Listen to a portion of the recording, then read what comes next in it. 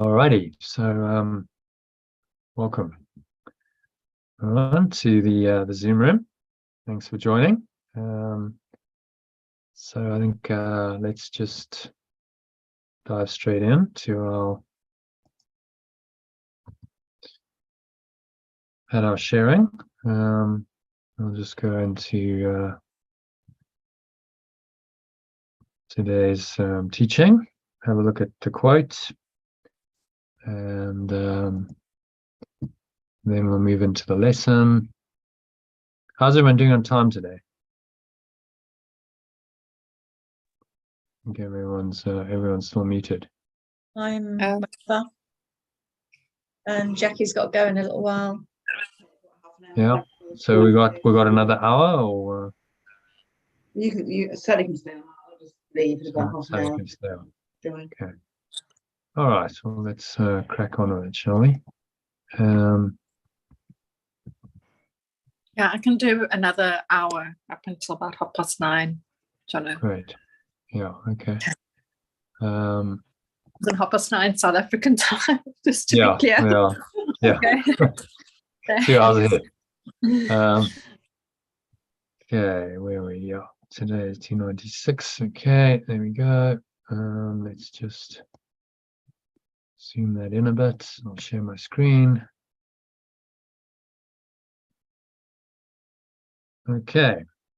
So who wants to read the quote?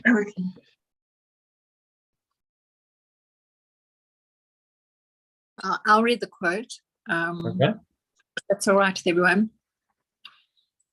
Yeah. When you are inspired by some great purpose, some extraordinary project, all your thoughts break their bonds.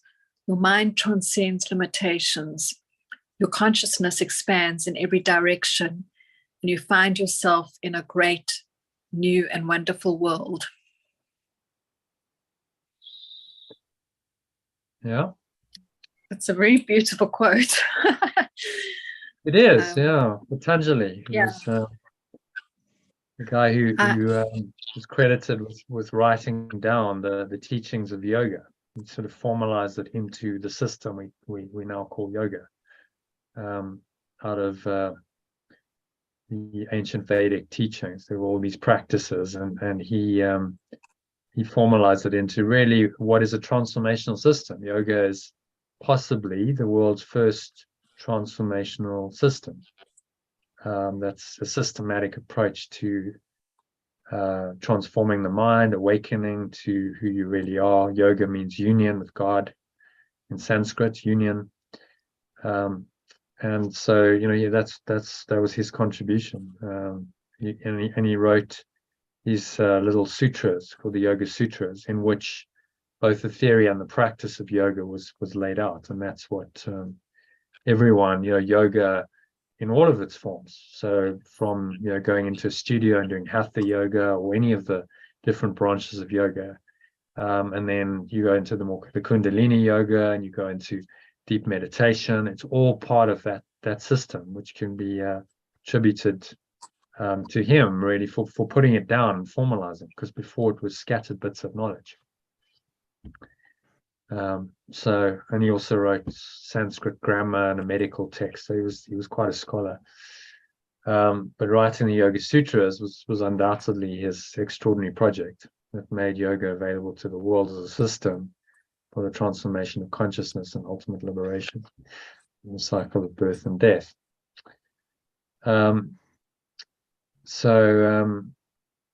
His inspired works had a profound impact on the lives of hundreds of millions of people who've practiced yoga in some form since he lived in the 2nd century after Yeshua, the 2nd century AD, or CE as it's now called.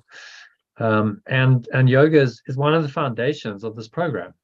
So if you look at the 8 limbs of yoga, they are all incorporated into this program, which you may not even be aware of because it's just happening. But the breath work, that's pranayama.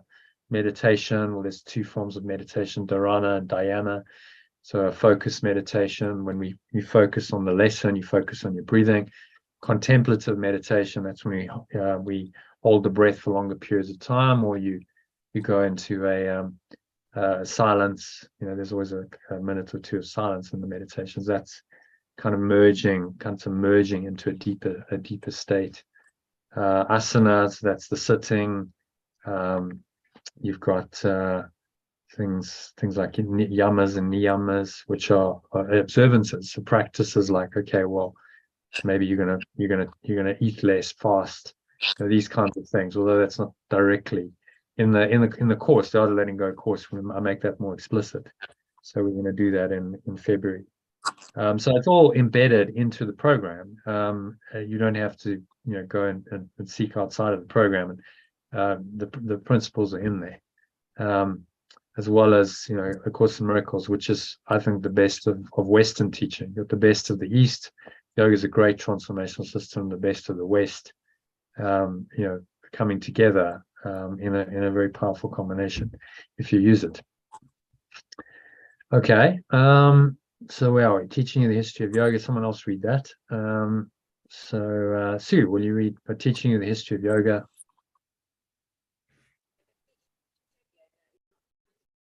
I think you muted. There we go. Are you unmuted now? Oh, okay. I'm not hearing you. Can anyone hear Sue? No, we can't No. hear them. Jackie's No. willing to breathe, if that helps. Okay, no problem. I don't know what's wrong with your sound, Sue, but have another go later. Okay, so but Teaching You the History, if you can read that paragraph. Okay. Teaching you the history of yoga is not the point of this message. The point is to inspire you to find your own great and extraordinary project that will help you and others to transcend the self-imposed limitations, the ego, or belief in separation. Expand your awareness and start living in the brave new world Patanjali points to in this quote, which is the world transformed in your perception, what Yeshua calls the real world. Okay, thoughts on that?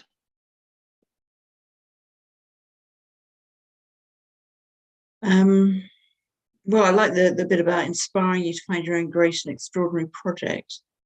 And that touches on the concept of service as well, helping others as well as yourself as you teach. Well, it would have to be. It wouldn't be great and extraordinary if you weren't serving others.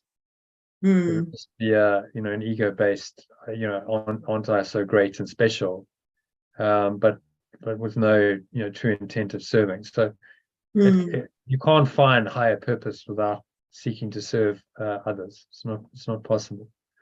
So it has to be some act of service to others. That doesn't mean it necessarily has to reach millions, hundreds of millions, because a lot of people think in the quantum, oh well, great and extraordinary means it has to be like world changing and millions or hundreds of millions of people have to know about it.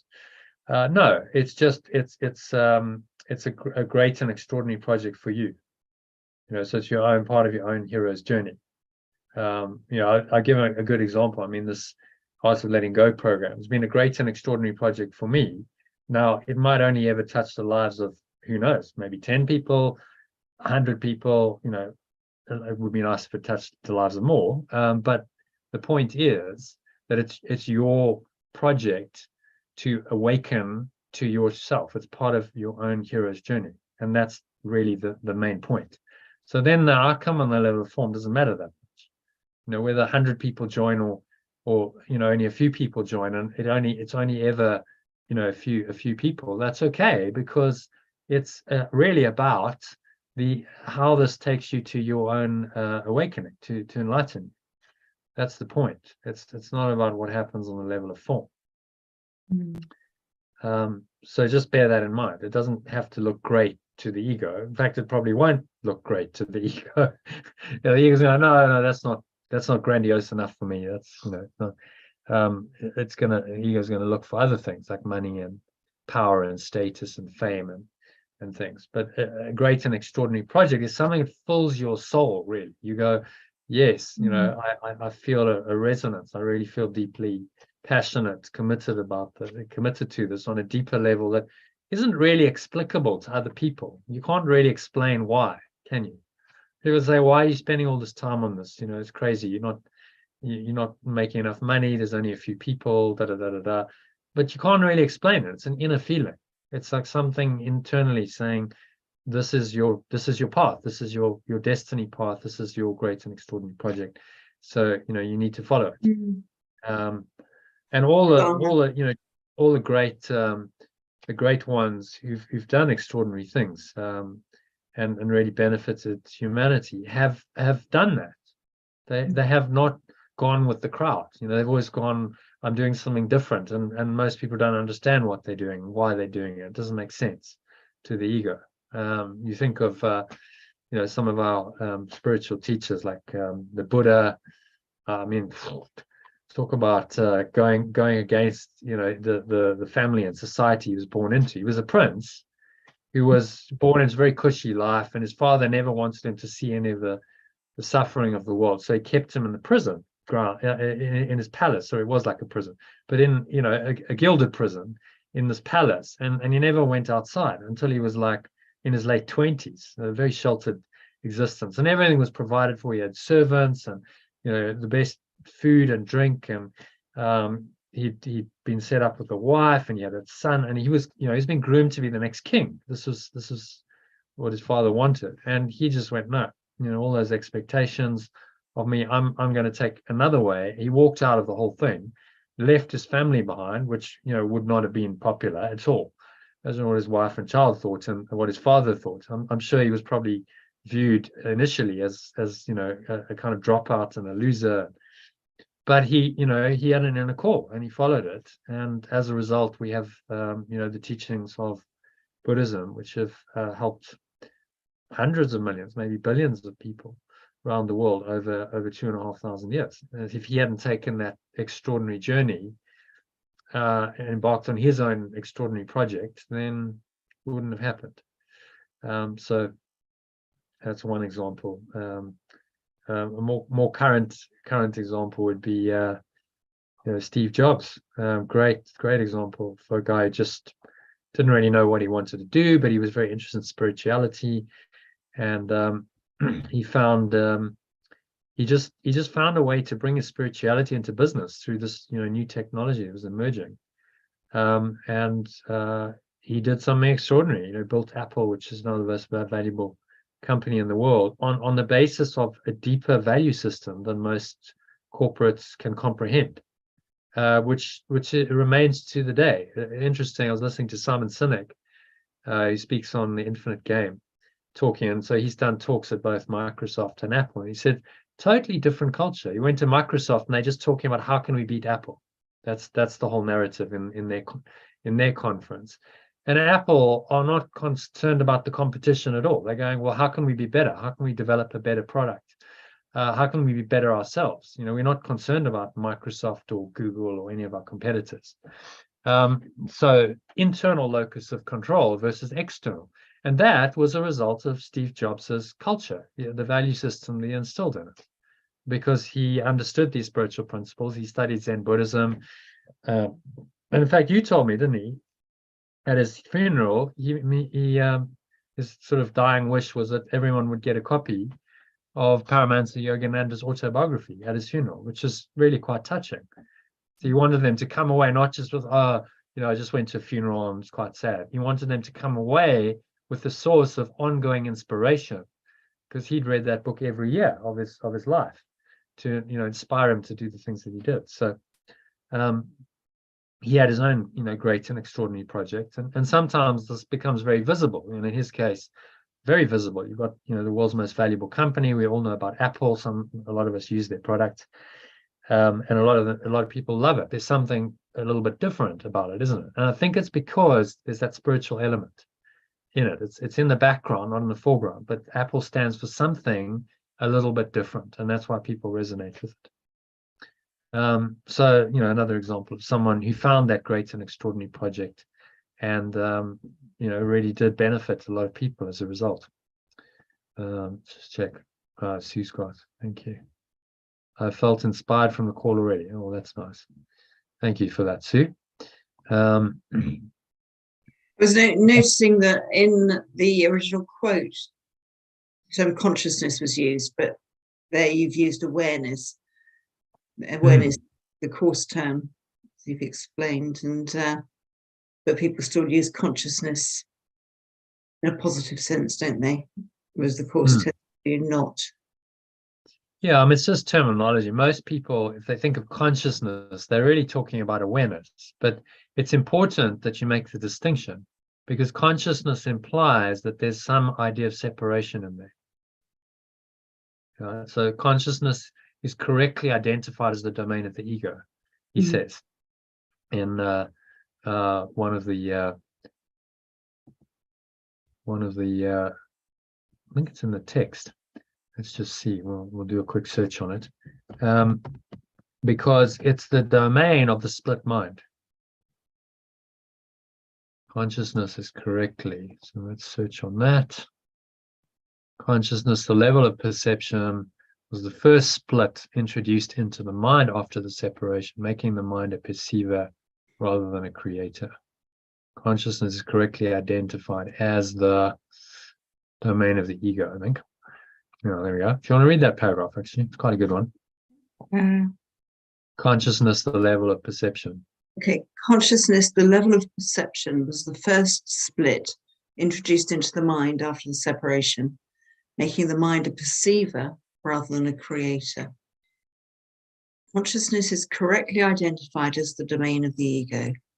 The ego is a wrong-minded attempt to perceive yourself as you wish to be, rather than as you are.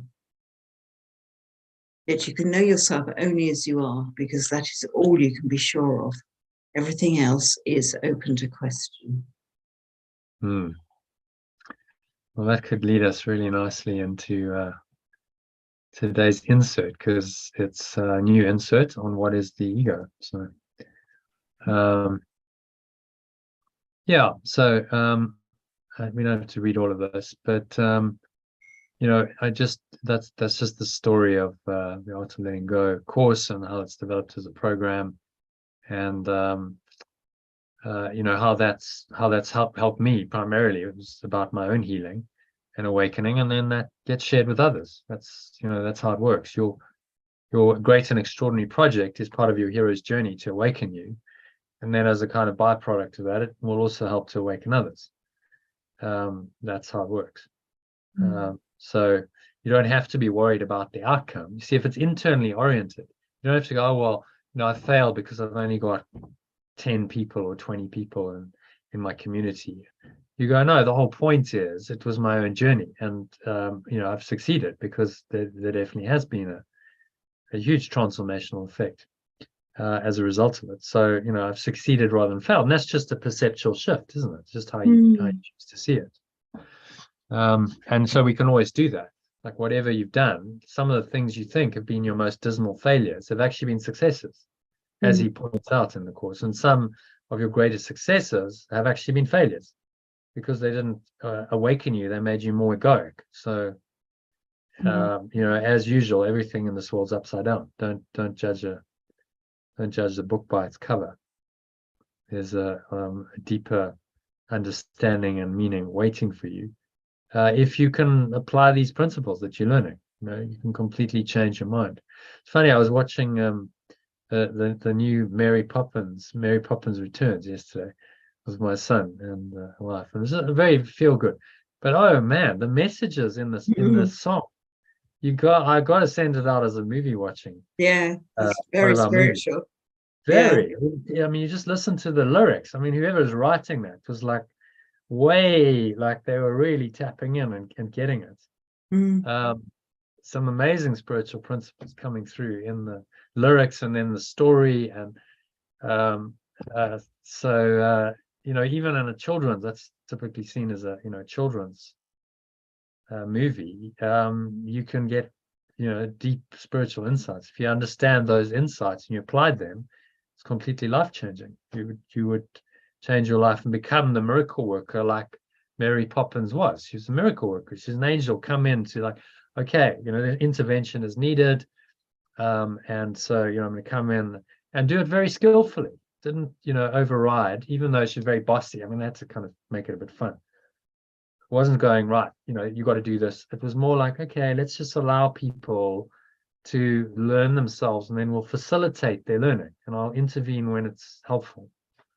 So yeah, great Yeah. movie to watch if you short of movie to watch in the next few days, but I might send it out next week as our movie. Did anyone watch Groundhog Day?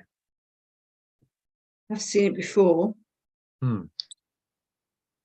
I'd also seen it before many years ago. So want to Yeah. get to watch it. I just watched the very beginning. That Mm. was Yeah. that was If low you've seen it before, it's definitely worth Yeah. watching with these principles in mind, because you'll see a Mm. lot more. And it's See really how he it's progresses. really a movie that's an analogy about our lives. We Yeah. kind of, it's making a commentary on the human condition, saying, well, we're stuck in Groundhog Day, repeating the same day over and over and over again, trying to fix it egoically. Bill Murray tries everything on the level of form to, like, okay, well, he's going to try and get out. He can't get out. So then he commits suicide, or it doesn't work because he comes back. It's kind of also giving him out, well, that's not going to work. You'll just come back. And he Yeah. tries everything until he finally gets that it's actually about love. It's about being genuinely loving and kind and caring. And then he finally gets it, and he learns his lesson, and then Groundhog Day stops and he gets out of the time loop. So then he's kind of awakened and he can move on. So yeah, some, again, very deep spiritual principles in there. Mm. So what else? Just on that, it's like, I mean, I need to watch it again, but just the way I put it, I think I watched it when I was very young. I mean, it was early 90s. It was a 1983 movie, actually. Yeah, so it goes way back to Mm. 83. So yeah, I mean, I think maybe I watched in my late teens or 20 or something like that, and you kind of go, oh, like, of course it's going to end like that. It's, it's one of those nice feel good endings, love. But yeah, I mean, I think definitely, you just sort of, it's like how we maybe it's the time of life or where we are. It's like, okay, it's just about, okay, let's just get to the destination now, or like all those kind of things, or rather than looking at it with another meaning. So I hear what you're saying. Yeah, it's a journey. He goes on his hero's journey. He says again, it's the hero's journey in there, and he has to learn, and he has to overcome his own self-centered narcissistic ego. Have lots of trials, it doesn't work, and he keeps hitting his head and he can't get on. He gets very frustrated, but eventually he starts to realize that love is the only strategy that's going to work in the game. To get him out. And if he starts playing that, then things start working, and eventually that gets him out of the stuck time loop trap that he's in. So there's the spiritual message. Love is the only winning game that you can play here, which as Simon Sinek talks about, the infinite game. You're not playing for a finite outcome. See, before he was playing for the finite outcome. He wanted an outcome, and you see all of that. He goes, okay, well, hey, I could sleep with that lady, so I'll go and finite outcome. He gets some short-term pleasure, and then he starts to realize, as he's stuck in this, that it's like, well, it doesn't matter what if I'm repeating the same day, the finite game doesn't work. It doesn't really go anywhere, does it? So he has to start playing an infinite game and go beyond outcomes, which is what love does, because it's infinite. And then you're not attached anymore to outcome, and that's when the flow starts happening, love starts coming forward, and miracles start happening, which is quite well demonstrated in the movie. As it progresses. So a great hero's journey spiritual movie to watch. There's a lot of analogies, parallels to life in this world that you can learn from. So I'd definitely recommend watching that. So I was going to discuss finite versus infinite games. I mean, I think I have already, but I'll just mention it again. So the idea of a finite game is anything that has an outcome, finite outcome. It's like, right, the purpose of the game is to take any sport that we play. It generally has a finite outcome, right? So you go, the purpose of the game is to win the game. Let's take football. You just have the Football World Cup. Everyone goes crazy over the outcome. The outcome is to win. You need to win the game. And ultimately, if you keep winning, then you win the World Cup, and you're the world champions, and that's the finite game. But actually, the truth is they're all playing an infinite game, because football is the infinite game. Football doesn't stop, right? You just keep playing it, don't you? So within the context of the World Cup, and you've got the finite game playing, but in parallel to that, you've got what Pele, who's just passed away, called the beautiful game, which is the infinite game. That's just, I'm in flow, I'm enjoying the game for the sake of the game. I don't need to win a World Cup. It's not about the goals. It's about the joy of the game. And that's the infinite game, and that continues on. That football you can't win football, can you? It's a game that continues, and like life, you can't win at life. It's an infinite game. It carries on. So you got to start moving away from the finite outcomes to infinite, and say it's actually about how I play the game. It's about my experience while I'm playing the game. That's what's important. Now you're playing the infinite game, because experience takes you into the infinite, the eternal, out of the finite, concrete, right, specific outcomes that is what the ego is about. So And how what we're playing here is an infinite game. Sorry, Kim? Sorry, no, and how you show up. Yeah. Exactly. How you show up moment by moment, that's the infinite game. It doesn't stop. It never stops. Even when your body dies, it doesn't stop. It's an infinite game. You show up again in another form. There's nothing ever dies. So actually, we're all playing an infinite game. We just have to realize it. Get out of the mindset that it's a finite game that we're playing, because that's very limiting, hugely limiting. Finite games always end in the end, and there has to be a winner and a loser. And so someone is unhappy. There's a winner and a loser. Someone's happy, someone's unhappy, and that can change. You keep playing finite games, you're guaranteed to lose, aren't you? You're going to lose at some point. You can't always win a finite game, because you're going to be on the wrong side of the equation at some point. But an infinite game, you can win all the time. You can be a constant winner.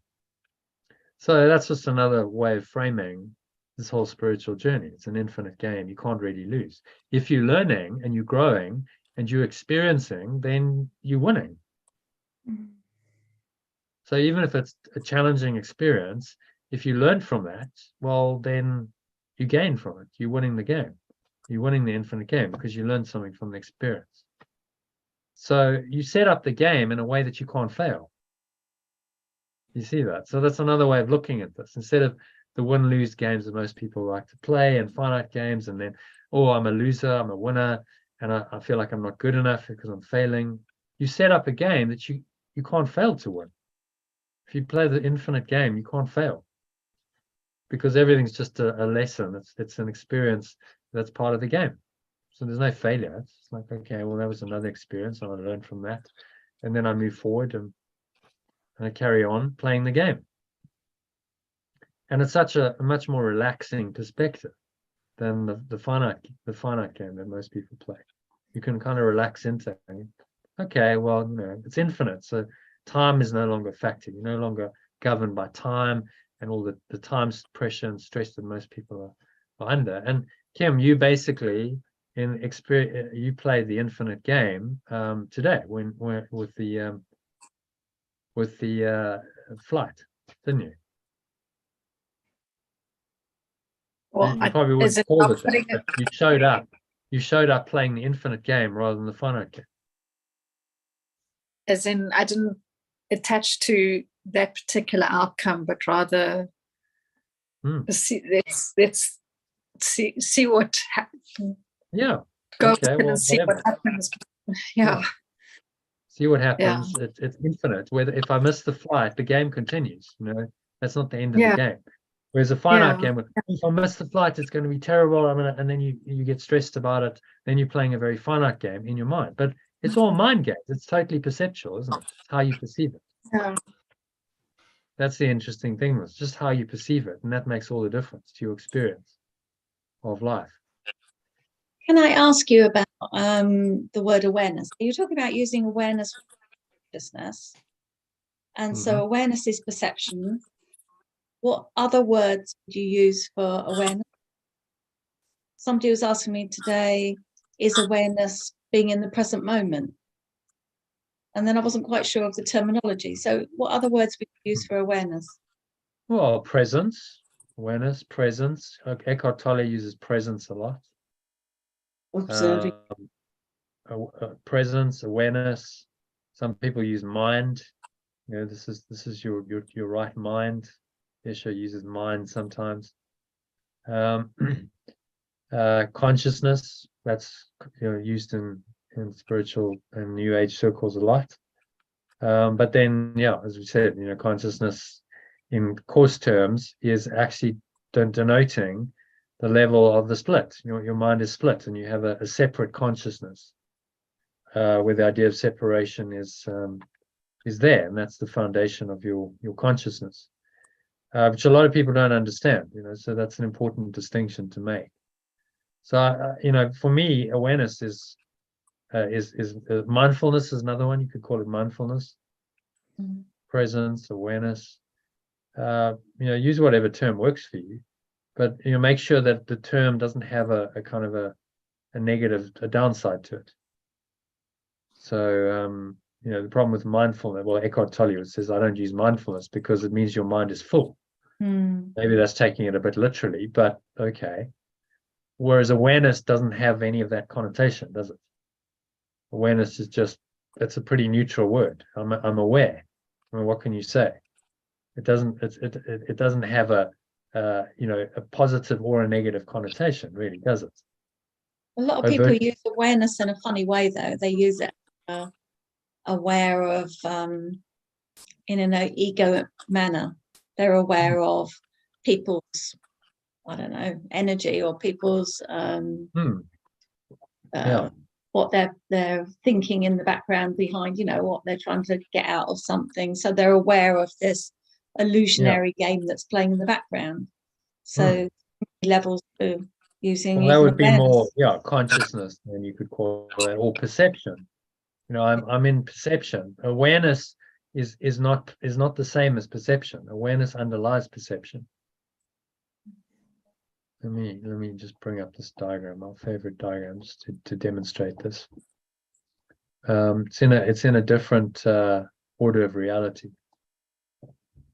The way I use it, anyway. You can use the term to denote ego stuff as well. Where are we? Just into the holes. What we want. So there, you see at the top of the ego's ladder is ego, consciousness, belief in separation. You could call it Satan.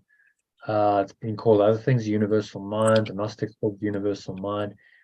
It's a consciousness and awareness, if you want to use awareness, but it's an awareness of something other than pure formless awareness, something other than perfect love.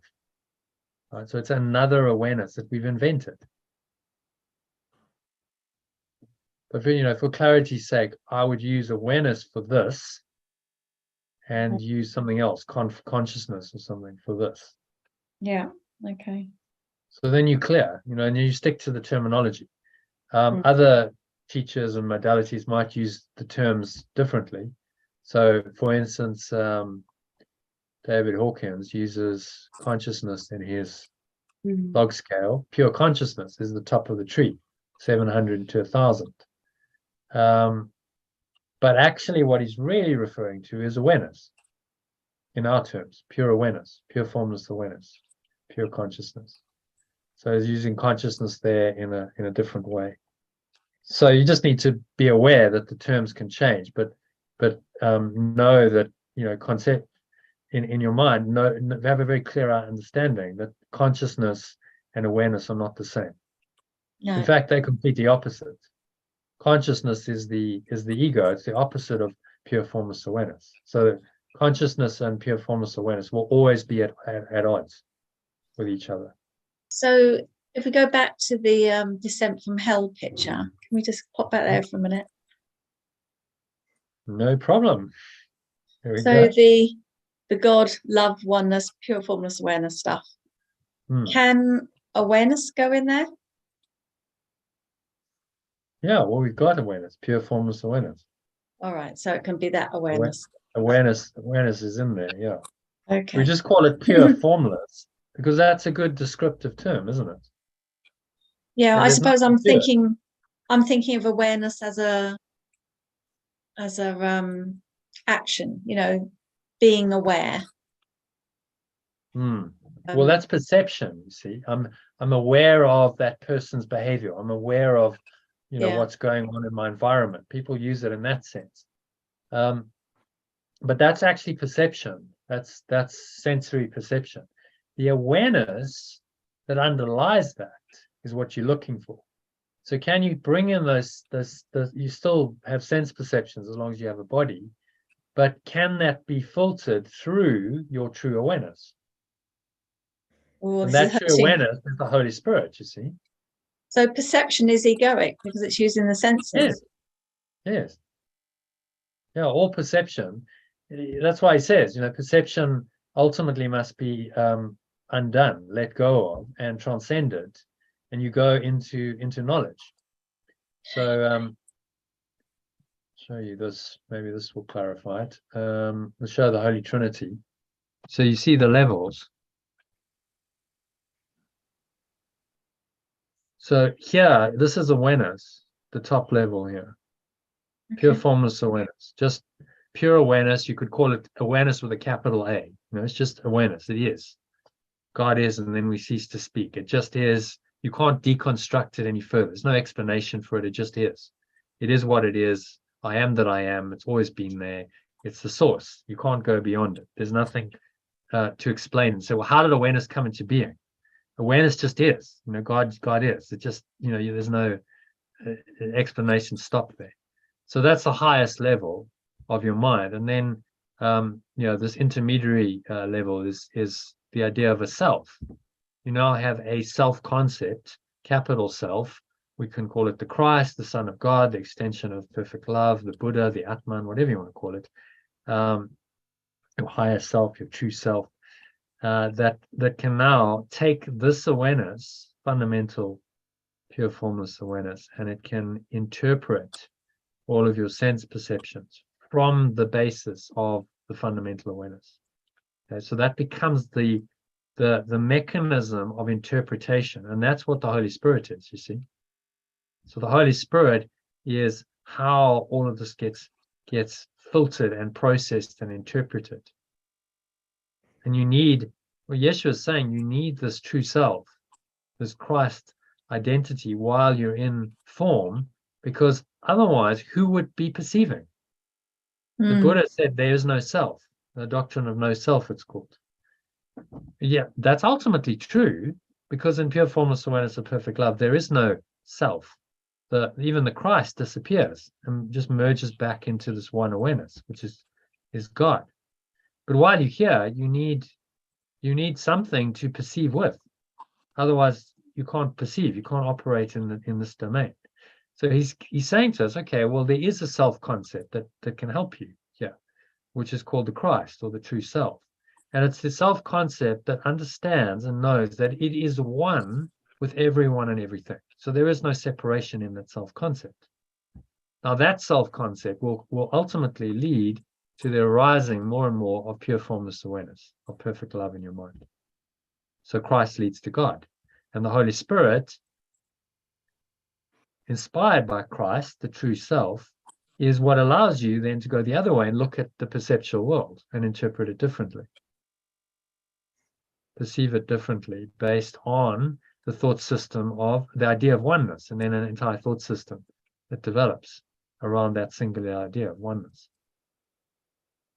And so all people, things, places, events, circumstances, situations, all of your traumas, your successes, your failures, and all experiences that seem to exist and happen in the physical universe of time and space can be reinterpreted by the Holy Spirit from the perspective of the Christ self, the one self, and ultimately that is how pure formless awareness of perfect love is translated into this world through this mechanism of the Christ and the Holy Spirit. So it's like think of it, if you understand electricity, you need a step down. You can't take the voltage produced by a power station and plug your computer into it. It's going to completely fry that because the voltage is too high. So you have to step it down. So it has to go through these substations where it gets stepped down to a voltage that is okay to use. And so it's almost like that's what's happening here. It has to be stepped down through the mechanism of the true self and then the Holy Spirit, so that you can experience the world, but from this enlightened perspective, from the perspective of oneness rather than of separation. But you can still be here. It's not just pure formless awareness of perfect love in its absolute form, because you can't actually operate in the world when you're in that state. You're in a revelatory state. You're not in perception. So he makes the distinction at the beginning about revelation is not of time. Revelation is beyond time. Revelation lies when you transcend time and perception.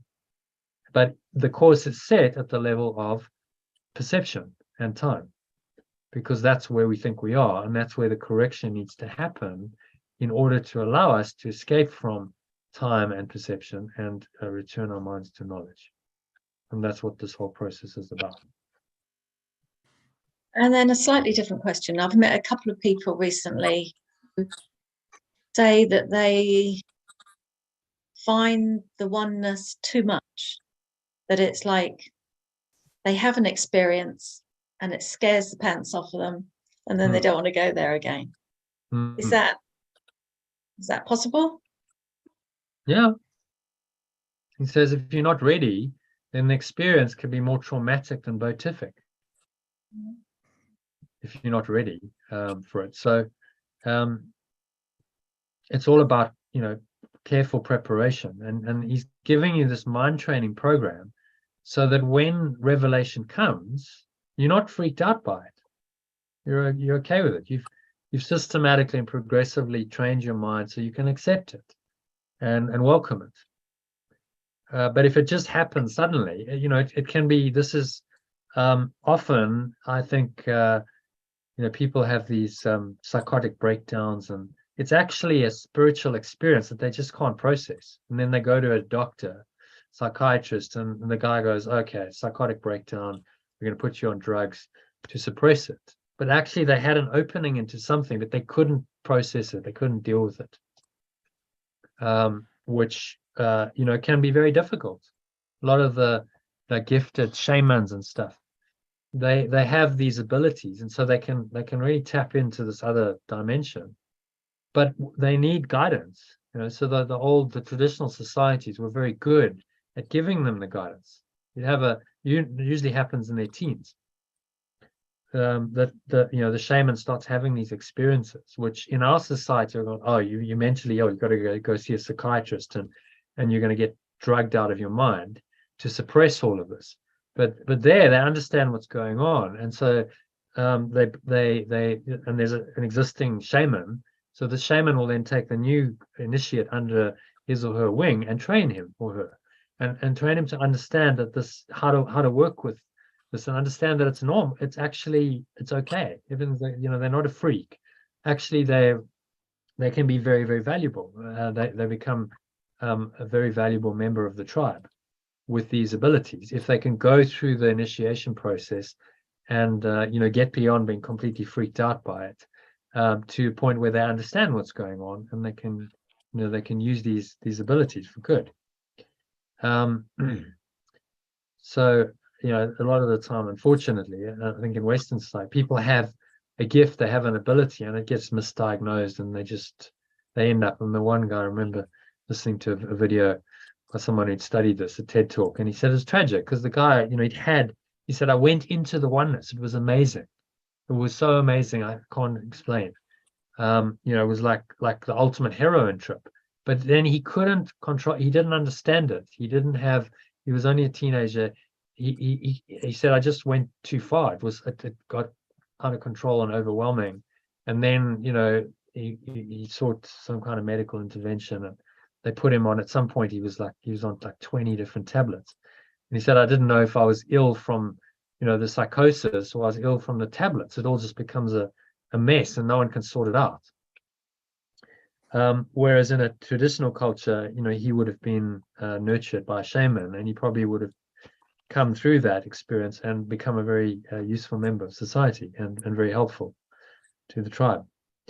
So it needs to be managed carefully, and I think what Yeshe's doing is he's giving us the systematic, progressive process. So it's not too quick, it's very gentle, starts off with the lessons, he's asking us just to do a minute 3 times in a day, very gentle, and then just gradually start doing more and using these simple lessons and the mind training exercise he suggests we do to slowly, systematically, progressively awaken us, rather than in one big hit. So when we finally have access to, like I had an experience last year at the Vipassana retreat, but I was ready for it. It didn't freak me out. I was like, oh, that was amazing. And it was like, okay, it just helped me to experientially then know that everything that I'd studied in the course was true. So it confirmed all of that work, but I kind of laid the foundation first. I wasn't just approaching it from like, I don't know what's going on. I knew conceptually, I understand this deeply. So then I had the experience. It's like it just kind of all just dropped into place, and it was a very helpful experience, a beautiful experience, and a very helpful one that didn't freak me out. In fact, it encouraged me to carry on and really go deeper into this path. But I think it's because I'd done a lot of the preparation work. So, I'd encourage people, to say, look, study this stuff, really, really do the groundwork, lay the groundwork, like any course. I mean, you don't go and study advanced physics before you've done, the basics. So lay the groundwork, do the work, read the workbook, do the lessons, read the text, and do it in a systematic, progressive way, because that's going to prepare you for what's to come. And if you do have revelatory experiences down the line, you're going to be in a much better position to really learn from them and have them be of benefit, rather than something that freaks you out and then you get scared and it actually it's not helpful. So kind of a long answer to the question, but is that? Yeah. Because of my experiences, they're not scary. I had one after we played the transformation game on Saturday. I went into this state for about 18 hours, and it was like I could see how it all worked. It was miraculous. I was in bliss. It was just out of this world completely. And the idea that anybody could get there and not enjoy it or think it was amazing was puzzling me. Like, so why did you run away from that experience? It's like, I couldn't understand why. Because Sally, you've done a lot of groundwork, your whole life. And then this last 6 months, you've been really disciplined, studying the teaching, getting to grips with the metaphysics, understanding. So then it's a pleasant experience. Your mind is not freaking out. Remember, if someone is so attached to the ego and suddenly they get experience of revelation where that disappears, the ego is under serious threat. And if they identified with that, which most people are, if they're not awakening, then that is going to cause a huge counter reaction. It's going, oh, that was terrifying. I felt like I wasn't there. What happened? I don't understand it. Go the other way. Just forget all this stuff, suppress all of that, and go back into the box of the world and try and find comfort and solace in the ego's world. And a lot of people do that because there wasn't a preparation. There wasn't like the mind training to open them up to that experience and allow them to really enjoy it. Yeah, I can't get it now. So they go into resistance in a big way, and then they perceive it differently because they see it as a fearful experience. Yeah, because it's threatening their ego. If you identify with your ego, it's terrifying. This is the end. This is the abyss. You're going to non-existence. What was that? And so the ego interprets and goes, oh, that's death, that's non-existence, that's terrible, you don't want to go there. Absolutely not. And it's very fearful of that transcendent self and domain, which is what Yeshua was saying, well, you fear God. It's insane. You fear your own true awareness. It can only be insane, but the ego is insane, and that's its insane pursuit. It's fearing its own source. It's bonkers. Why would you do that? But from its perspective, the separated self, it makes sense, because if it doesn't fear that and it opens to that, then it's the end. There's no more ego. The ego is undone in that. So from the egoic perspective, it makes complete sense that it's got huge resistance to the spirit, because it knows that it's the undoing of its separate identity, its self-concept. And if its only intention is to maintain that, then of course it's going to resist that for all it's worth. It's a fight for survival. So I'm presuming that the more experiences that I have, they build on each other, because now that experience, like Saturday night, Sunday morning sort of time, I feel like I can't go back. I've had this experience. I've seen how all the oneness works. It's like, oh my God, it's far more extensive than I ever thought possible. And now I can't go back to my own way of thinking. So if I keep having those, I'm going to keep having little leaps forward. Yeah. And each time I'd get a little bit more familiar with it all. And it should be quite interesting. Well, you start going more, you see, what you're experiencing is you're going beyond the limits of perception and the Holy Spirit and Christ, and you're going into the experience of pure formless awareness of perfect love. And you're experiencing more of that. And so the more you do that, the more that you're awakening, because ultimately that's where you're going. That's home. And so you start to become more familiar with that state, don't you? Instead of being scary or something novel, that's actually just, it's kind of my default state. If you're enlightened, that's your default state. You're just like, well, that's always there. I can always go there. I can operate in the world, and I can drop down into the Christ self, and I can perceive with the help of the Holy Spirit, because I've trained my mind to do that. But I can go back into this anytime I want and just rest there. So I can work at any level I need to, and that's mastery. Yeshua, the Buddha, they were able to work in the world but not be of the world. They could withdraw from the world and go back here quite quickly and go into deep connection, which would then inspire them to come back into the world and do their work in a state of flow and connectedness, because they've had this deep connection. So it's the rest, the beingness, and then the doing, and it's finding that balance for you that's important. Being and doing in a harmony, in a flow. While ultimately doing is going to give way to being eventually, but while you're here, it's very difficult not to do anything. Very difficult.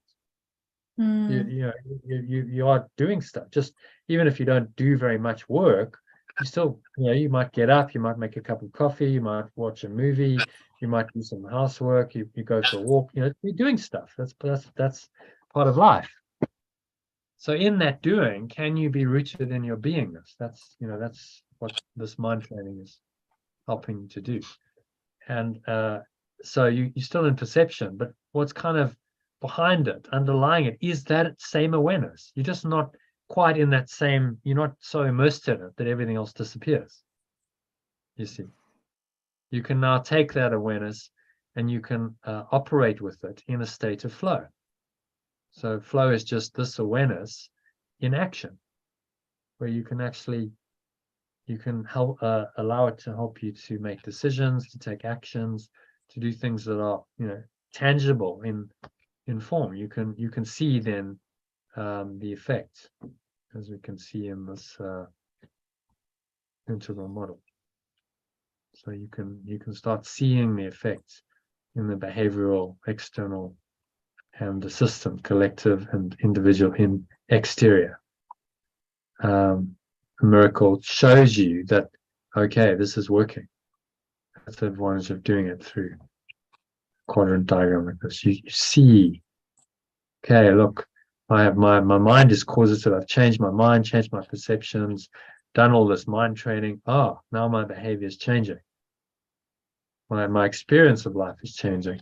My performance outcomes are changing. I'm getting different results. And I know that there's a connection. You can't deny it, can you? You know there's a connection. You keep strengthening that round and around and around you go. Well, eventually that takes you out. It's like a spiral. It takes you out and up. You go all the way to the top level. So this is one level of it. There's also in Ken Wilber's model, there's also levels. So there's quadrants, there's levels, there's lines of development, there's states, and there's types. But the levels and the quadrants are the most interesting. So there's levels within this. If you keep reinforcing the miracles through this process of going within, letting go, going into flow, you will transcend ultimately this level of separation entirely, and the model will disappear, because in pure formless awareness of perfect love, in oneness, there's no separation. There's no interior, exterior, individual, collective. All of these distinctions fall away. But you see, the key is, how do you get out of it? Now you're in this construct. How do you get out? So the good model will help you to understand this, and will help you to transcend the prison that you're in. It will help you to escape. And that's the only reason why I use the models. I've got another question coming up that's quite persistent, not going away, so I've got to try and put it into words. Okay. Yeah, I'm running a oneness course at the moment, and a couple of people have said, one person said that they go into oneness when they've had a drink. And then somebody left a message on the group yesterday or this morning, and she was drunk while she was talking about oneness. And she described it just how I would describe it, having my oneness experiences.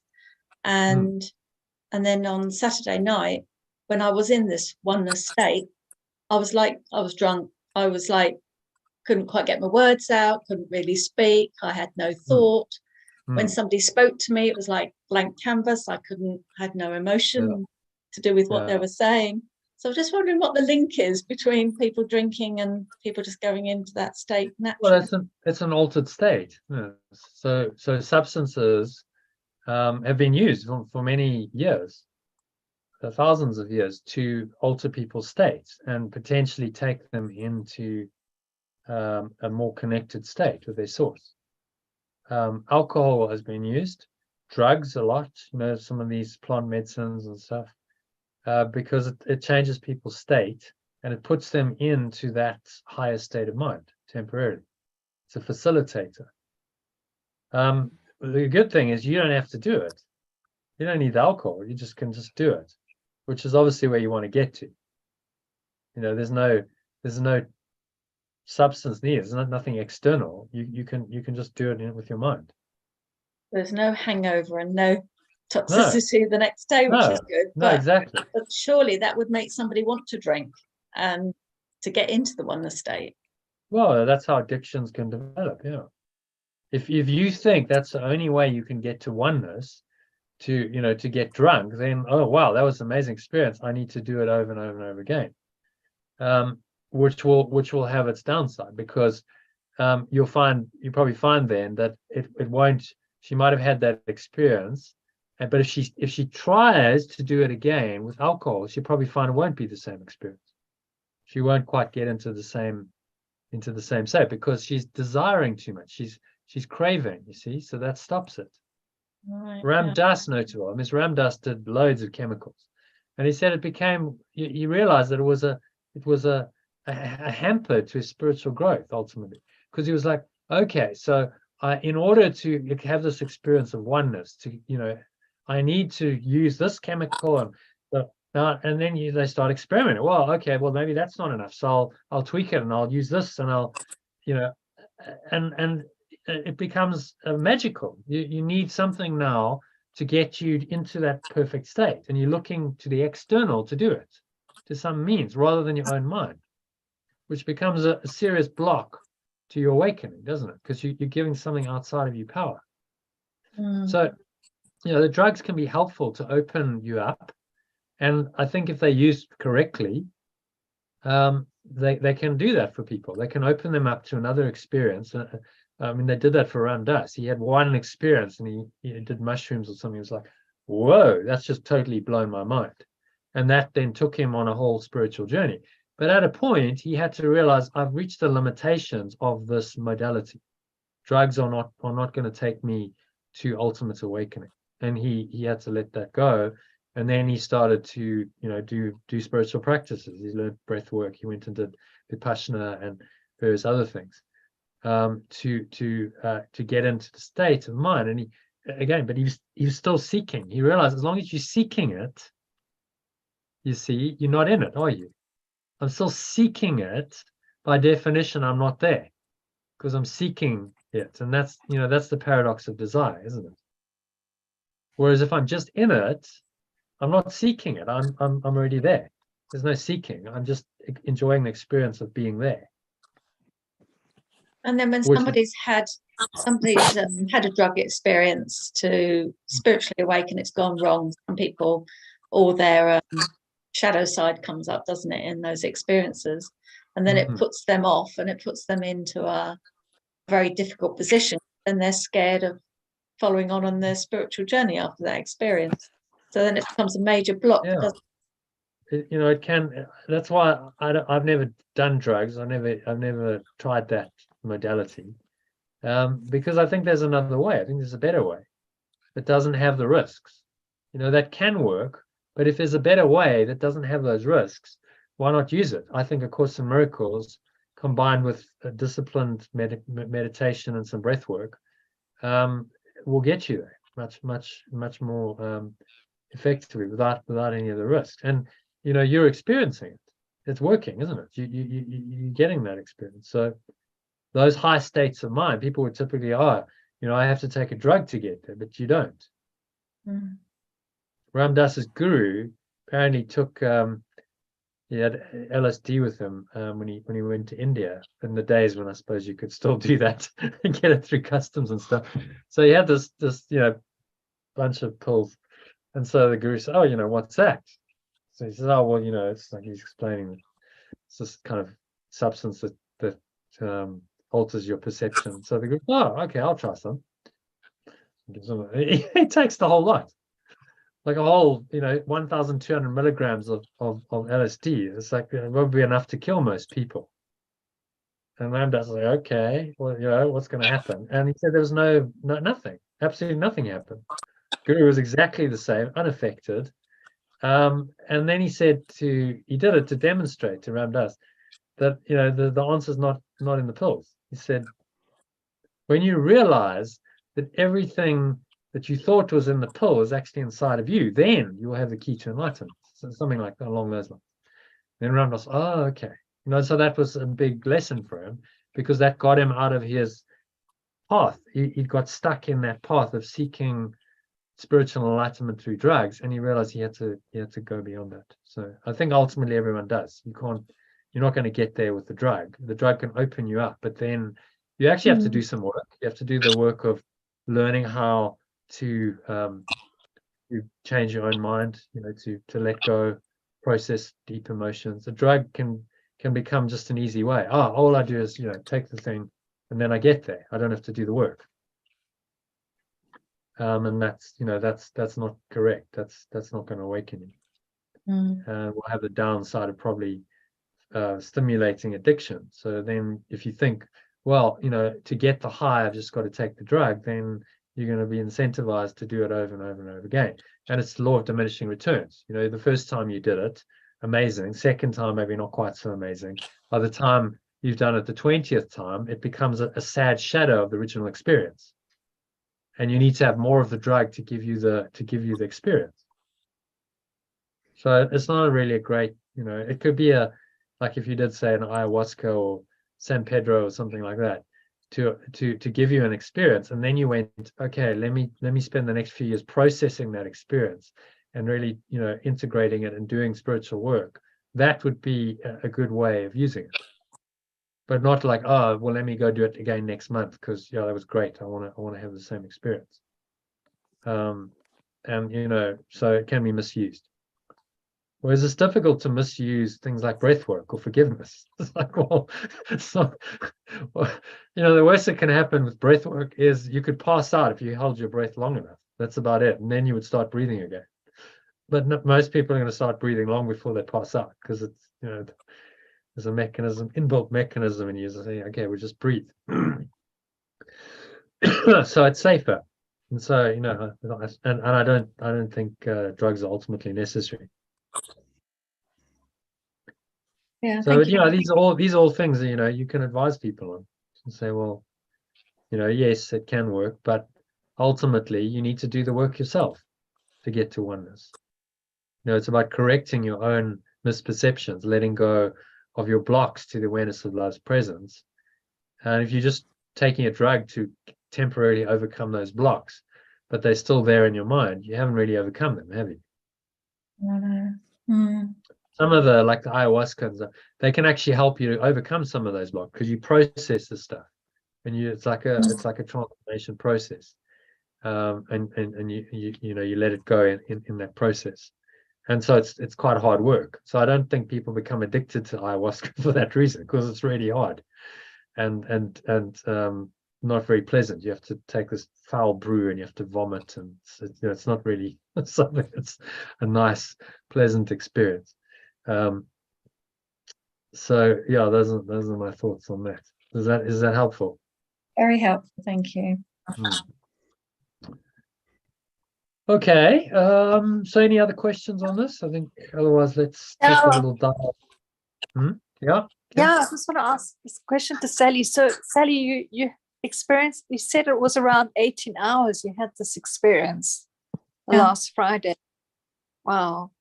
And what and what did it just sort of start like coming down a bit, like gradually, that experience where you felt you return back to, I'm going to use the word normal, as in like beta state. If I It's so difficult to explain. There just isn't a way of explaining it. But I was blissed out. Things were happening around me. It just felt unreal. It was like I was kind of on the edge of reality. It's like nothing seemed to, I just didn't, I don't know. It's difficult to explain. When somebody was talking to me, I just wasn't connected with it. I was just in that, you know, we sit there with a big grin over your face type thing. And it's like, and then I just went to bed and I just laid there all night. There was no need to sleep. I didn't need sleep. And then I woke up in the same state until about lunchtime. And then it began to wear off. Yeah, there just aren't any words to explain it, but it was a very lovely experience and perfect and complete and expanded, and and I hoped it was, you know, it'd be nice if it lasts forever, but of course then it gradually wore off when I went back to work, and but then I know I've been changed. I know I'm completely changed. I know I can't unknow that experience. That's the thing, yeah. You can't. That's something that's there that you know for sure. That there's another reality because you've experienced it. There's no doubt anymore. What was that you experienced for 18 hours? Yeah. And 18 hours is a long time. Sure. I mean, it is, yeah. Yeah. To be in it. Wow. Yeah, it's like there was things like happening. People were messaging me things, and they were saying things that they said I'd done things or said things to them, and they're like, "Oh my God, that's changed my life," and all this sort of thing. And I'm like, "Did I say anything? Did I do anything?" And it was just like it was just a bit unreal what was going on. But you weren't really aware of you doing it. It was just kind of happening through you. Yeah. I was kind of just on the edge of functioning. You know. Yeah, so do you see what I mean? I mean, you can't, you go higher than that, you can't function anymore in the world. You're just going to sit in a deep state of bliss, and sense perceptions are just going to disappear, and you're going to be in the samadhi state. So you were just below that in like, yeah, I'm kind of in that state, but just able to function in the world. And that's how a lot of these the great spiritual masters operated, I think, a lot of the time. Just able to kind of interact with this reality. So they could still be in the world, but they certainly weren't of it. They absolutely knew they weren't. They were kind of quite floating away into another reality most of the time. And they would yearn for that, more. So even Yeshua, he'd go and he'd do this preaching and teaching and stuff, and then he'd say, I need to go spend time with my Father. And he'd go into the mountain, and that would have been a deep meditation, prayer. It wouldn't have been, oh, please God, it would have been just like, I'm just going to go into this deep state and be in this bliss state and connect. And then that would, re-energize him, and he'd be able to come back and then do his teaching and preaching and miracles and etc. But you have to keep going back to the beingness. So if you get into a situation where you were doing that regularly every day, maybe not for 18 hours, but maybe for an hour or two, you could get into that state, and then you can come out, and then you can kind of operate and function. You're in flow, but that from a very kind of surrendered state of mind, that would be, that's where we're going with this enlightened life. You're able to be in the world but not of the world, and you're able to flow with things, and it's not really you doing it. I mean, you had a sense, and there wasn't really you. Like Sally just kind of disappeared, didn't she? There's no Sally entity anymore. It's just awareness. What can you say? It was an awareness, wasn't it? I'm aware that there's something going on, that there's awareness, but it's not a separate self concept at all. No, it's just fascinating. I tried to document it. I tried to write it down, and I tried to record what had happened, but I just didn't have the words. Yeah. Well, this is the problem. Mystic experiences are very, very difficult to communicate. How do you put an experience into words and accurately describe it? Words are finite, they're concrete, they're specific, at the best, they're pointers. So you can use a word, well, I was in bliss for 18 hours. Okay, but does that really tell me how it felt? We'll use another adjective. I was just so peaceful. I was serene. Well, it doesn't really do it justice at all, does it? No. The word just points to, but unless you had the experience yourself, you don't know. And this is why ultimately it says it's a universal experience, not a universal theology that's required. Everyone needs to have that experience, because then there'll be no doubt. Once you've experienced it, you cannot doubt it. It's firsthand. So ultimately, we all become mystics. We start off maybe as intellectuals, and then you might go through a theologian phase. You go through philosophy, and you become a philosopher. But in the end, it ends up in the mystic experience, and everything just comes down to an experience.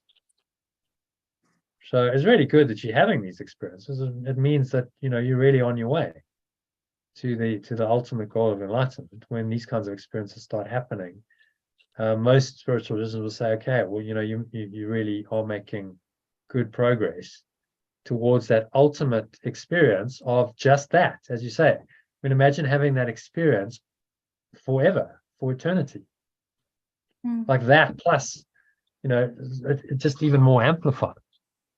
You can't really comprehend it, can you? It's just like, well, amazing. Why?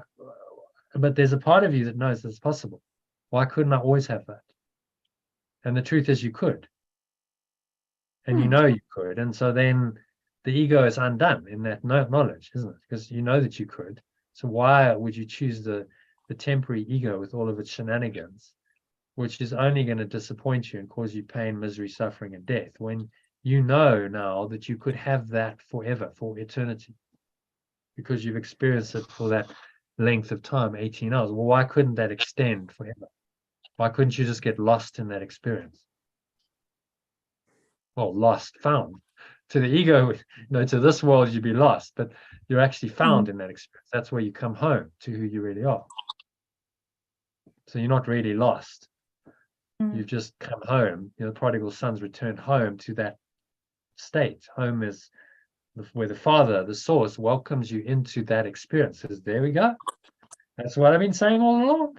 You wanted to go and do your own thing, but actually it's way better at home, because you were not going to get that experience out in the world. Quite the opposite.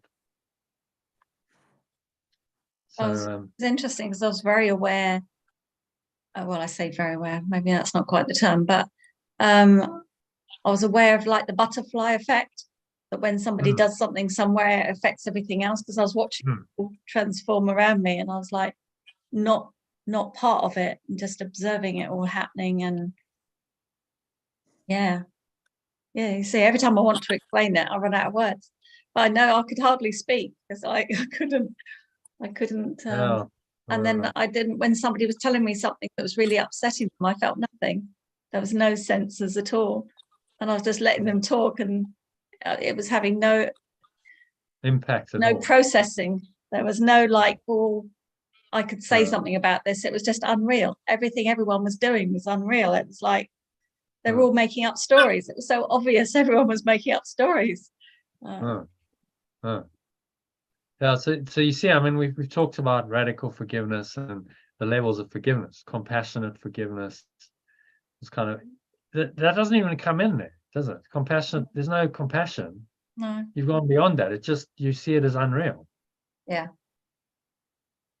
And so that might mean the person like, well, you're not giving me, any kind of sympathy or anything, but it's just, you're just perceiving it as it truly is. It's not true and it's not real. I just came back from it. When I came back, and I was thinking, well, it's all in the mind. I just choose anything then. If I want to choose these players to be in my life, or to create this or that, it was just a thought. It was so obviously just a thought. If I want to earn 3,000 a week, I just decided to earn 3,000 a week, because it's just a mirage and it's not real. And anyway, it made me change a few things. Yeah, well then, if you apply that insight into your life, that can make significant changes, and it can put you in a flow state where, the limits just are not there anymore. You go, well, it's all just mind, just an idea. Yeah. Everything's just an idea. So just a thought. The obstacle, just a thought, and beyond that, none of it really matters. Yeah. That's the thing. So when you're not attached, you don't have that desire and that expectation, or aversion, then things flow easily to you. That's the principle of flow, because there's no attachment. It just comes. And it's like, well, I'm not really bothered about the outcome. So if good outcomes come along, great. And if so-called bad outcomes come, I'm not bothered. The level of form doesn't interest me anymore. That's where we're going with this. And it's interesting having these experiences, having done all this mind training, because it's showing that it's working.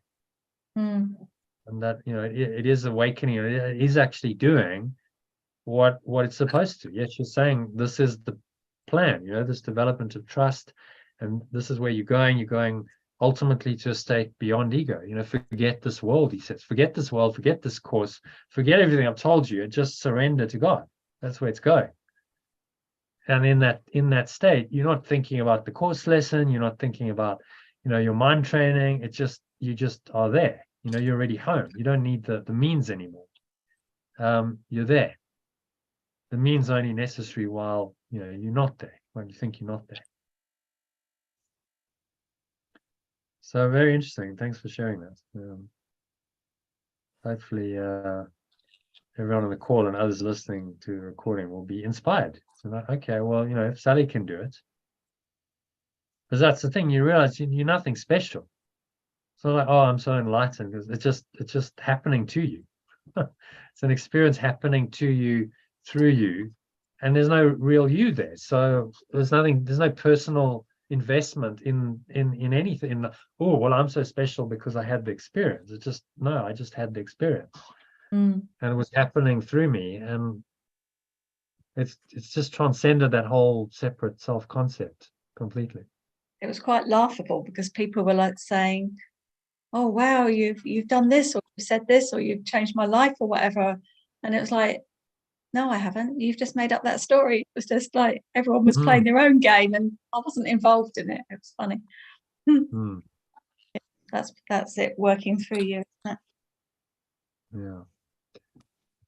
Well, I Sally, wish you how was many it more. triggered? Sorry, Kim. Yes. I was just asking, how was it? How did it start? Was something triggered, or was it just you found yourself going into a stage, or I'd been playing a spiritual game. I'd been playing something called the transformation game, and we'd been playing that for like 6 hours, and it kind of just led on after that, really. After we finished the game, noticed that I was beginning to go into this altered state, and it just came about in about an hour or two after playing the game. But yeah, I don't know, it's just very gradual going into it, and it's very gradual coming out of it. And I think I chose to come out of it because I'd got some workshops to run. So I to the real world. wow? So cool. Well, yeah. But you can bring that into your, you can bring that into your teaching. So well, look, I've experienced this. It's really helpful for people to know, okay, this is possible. It's not just, these kind of mythical figures can achieve this. This is actually doable by anyone. You can experience these altered states of mind. And you've followed, I think, a good pathway to it. You've done a lot of spiritual work, and then the last 6 months or more, 8 months, you've really done a lot of hours. You put in a lot of hours to this course and the study, so you've prepared yourself for those kinds of experiences, which is exactly what his course is supposed to do. He's saying you should be having more of these kinds of revelatory experiences and transcending time and perception. So it's happening for you is great, because I think some people get stuck in the course and they never have these experiences. They just get caught up in the intellectual level, and it's not about experience, it's about concepts and understanding the mind stuff, which is important, but it's just a level of understanding. There's something way beyond that. Okay, so shall we have a little look at today's lesson? How about that? How much time do we still have? I think I've got to go, actually. I'm sorry, the dog's absolutely desperate to go out, and I think I better go because she's driving Lynn mad. Anyway, thank you very much for all the explanations. It's made a lot more sense now. Thank you very much. Okay, tomorrow shall we do 12:30 or? Yeah, I think so. Yeah. 12:30. Yeah. Okay, I'll see you. All right. Bye, Kim. Nice to see you. Bye. Yeah, nice to see you, Sally. Yeah. Bye. Namaste. Okay. So Kim, do you have to go? It is now about 20 to 10 your time, I think. Yeah. Maybe if we can just quickly cover the lesson, if that's okay, Jono. Yeah, we can do that. So let me bring it up. Okay. All right. So there's our. Let's just get to the right bit of it. What is the ego? We don't have time for that today. Okay, so there's today's lesson. If you want to read the original and then the translated version. Okay. There is no Sorry, I'll start again. There is no conflict, for my will is yours. There is no conflict, for my awareness is perfect love's. So just reflect on that. I mean, the alternative ideally should give you just maybe a bit of a deeper insight to what's really being said. My will is yours. It's really, will is awareness. That's the translation. My awareness is perfect love's awareness. So perfect love has no conflict, otherwise it wouldn't be perfect. Perfect love is perfect oneness. There's nothing else. There's no other awareness. Yeah. Perfect. See, that's really the very, very, very simple concept Well- teaching all of us. There is no other awareness. Well, it's the oneness, I think. Hmm. There was, we were talking about this in Sally's experience. Hmm. Or Sally was talking about that, the oneness. So conflict also implies at least two. Yeah, of course. You can't be if there's only one, conflict's impossible. Because you have to conflict with something or someone else that has a different awareness, different opinion, awareness. So all conflict requires duality to happen. So Yeah.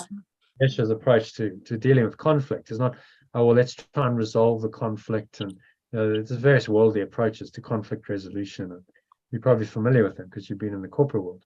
But what he's saying here is let's go to the fundamental, let's go to the foundation and recognize that conflict is not real because separation is not real. There is no other awareness ultimately. So the illusion is you've got another awareness going on, but that's just an illusion. That's a mind trick. In truth, there is no conflict, for my awareness is perfect love.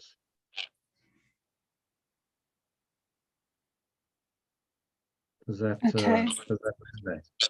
Yeah, I think so. Like you're saying, if I mean, if you think of conflict, maybe in this context, you might think between ego and true self, but that's making the ego in that context real. I think that's ultimately, if you make the ego real and you're fighting against the ego, you think it's real, then it's real for you. So you have a split mind. Yeah. And you're always resisting this, this other force. Yeah. And the radical forgiveness that Yesha is teaching us just says, well, just see it as unreal. It's not really there. Although it seems to be there, and you seem to have a world that's its product. That's just not true. The whole thing is unreal. And that's a bit of, to get your mind around that is what this program is about. That's why we study it. Yeah. Not the easiest, because it runs completely contrary to every belief and every value you've been taught by the ego. So that whole thought system's got to go upside down. Turned right side up. Yeah. Okay, so you want to read, I'm going to read paragraph 1, the original. There's quite a bit of translation, and then read number 2, and we can unpack it as we go. So you can stop at every sentence or two to unpack it if you want to. Okay. How foolish, Father, to believe your son could cause himself to suffer. Oh, sorry, I'm on my phone, so I just had to adjust that there. Could he make a plan for his damnation and be left without a certain way to his release? You love me, Father. You could never leave me desolate, to die within a world of pain and cruelty. How could I think that love has left itself? There is no will except the will of love. Fear is a dream and has no will that can conflict with yours. Conflict is sleep and peace awakening. Death is illusion, the eternal truth. There is no opposition to your will. There is no conflict, for my will is yours. I'll go into the second part now. Yeah, and then if you want to stop off each sentence or two, you can do that. Okay. Unpack it. How foolish, my source, to believe your extension could cause himself to suffer. Could he make a plan, cause itself to suffer? I'll read that again. How foolish, my source, to believe your extension could cause itself to suffer? Could it make a plan for his damnation and be left without a certain way to his release? Yeah, so we translate extension because it's capital E. So we're talking about the mind, really. It's this mind that, will think it's human, but actually it's still the Son of God. It's still the extension of perfect love. So therefore, instead of using his or her, we use it. Yeah. It's the mind's damnation or release. And then these terms are much easier to use then. Okay, so any thoughts on that?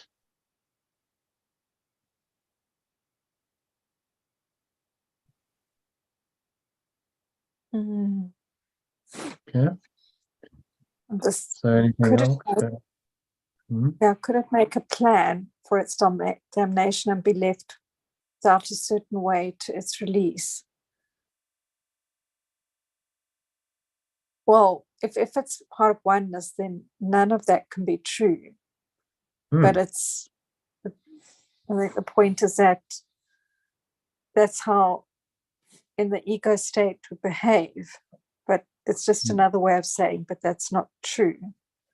Yeah.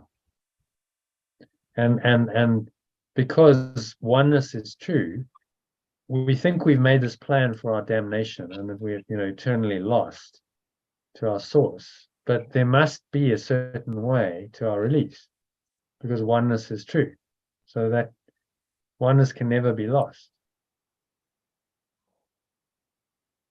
Which is, hugely helpful realization. Realize that it's always there. And it doesn't matter how much I've planned for my damnation, it's there. There's always an escape route. It's built into the structure of the time-space illusion. There will be there will ultimately be an escape for everyone.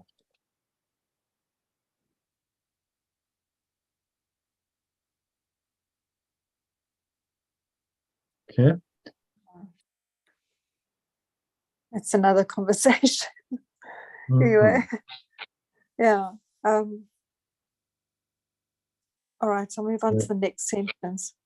Yeah, you love me. You love me, my source. You could never leave me desolate to die within a world of pain and cruelty. So I think again, that's a big thing, especially where people of religions, they can't understand how God can allow for the suffering.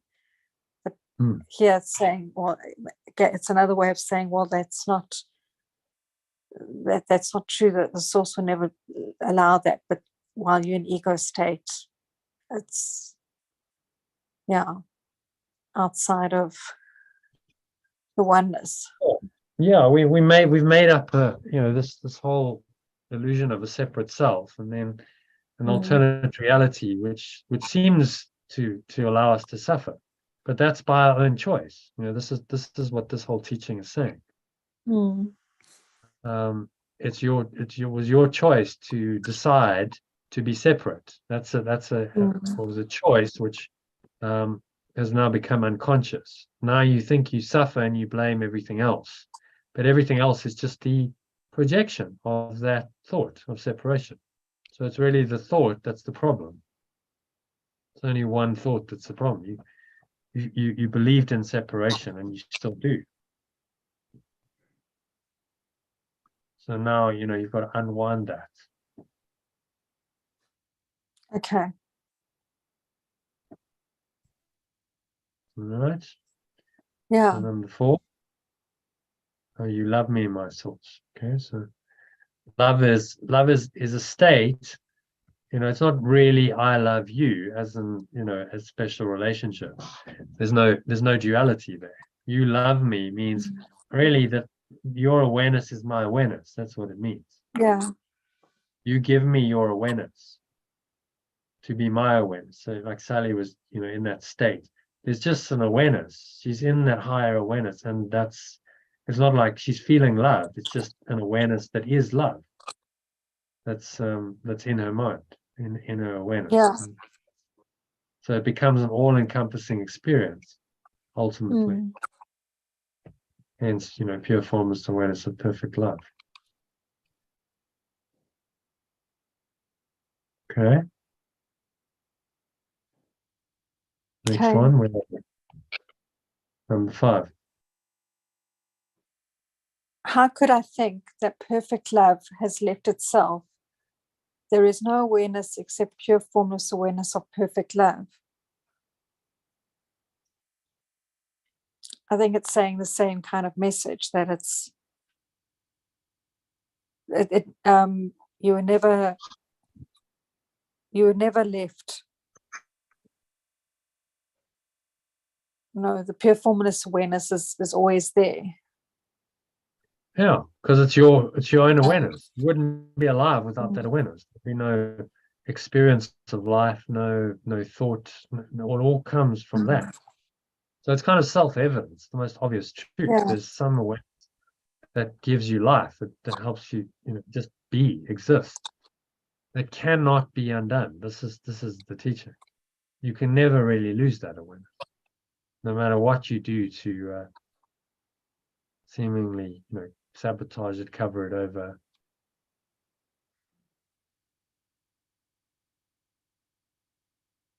So So if you understand that will, we've translated here, will is awareness. There is no will except the will of love. That's the original. And then the translation is, there is no awareness except pure formless awareness, perfect love. I think it would be more helpful if we read the original and then read the translated sentence straight away. What do you think? we can do that for the remaining. I'll start with 7. Fear is a dream and has no will that can conflict with yours. Fear is a dream and has no will that can conflict with yours. Okay, that's the same. Then number 8. So it has no awareness, actually. Right. It's just in the translations, very easy to miss. There's no awareness that can conflict with yours. So because we're talking about awareness, I mean, you could use will, but I think with will, a lot of people think of it as some kind of will to do something. We normally think of will in a doing sense, and it's not really about doing anything. It's fundamental awareness. What are you aware of? Yeah, I also God's will is actually just this awareness. God's will is only that this awareness becomes your awareness. That's the only will intention it has. So, but you have to accept that. It can't force it upon you. So you have to accept pure formless awareness of perfect love as yours, and then you're home. So it's so simple. But that acceptance is the problem. We really struggle with that, most people. Yeah. Cannot accept that we have just this awareness. Only this awareness is true, and no other awareness is true. Because that means our separate self and our human life and this entire world then are not real, if there's no other awareness but perfect loves. Isn't that true? I mean, they go together. Illusions go together, as does the truth. Yeah. And you can't mix them.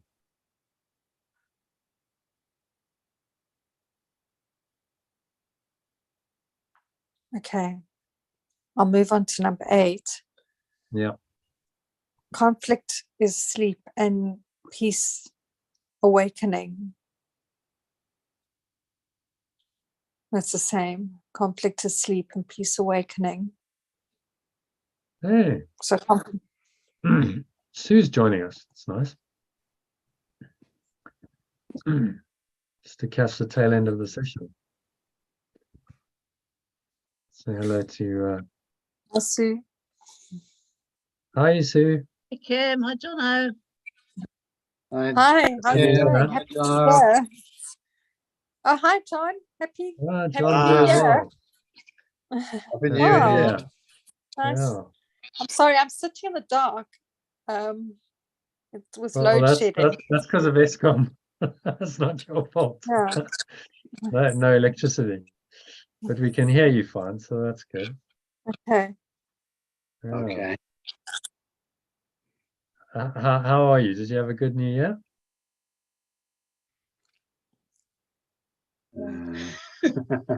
John hasn't been well. No. Yeah, I know. How did it go? Did you get better? Yeah, well, we did was that it? session, and the next Yeah. morning I felt good till about 12:30, Right. and I just downhill. And then the next day I felt kind of okay-ish till 12:30, and I went downhill. And I've really kind of, and then I had a few days of really feeling grotty, and I went to bed. We called 111, and I had, because I had chest pain. Every time I spoke to anybody or looked at anything, it said call 999, the emergency services.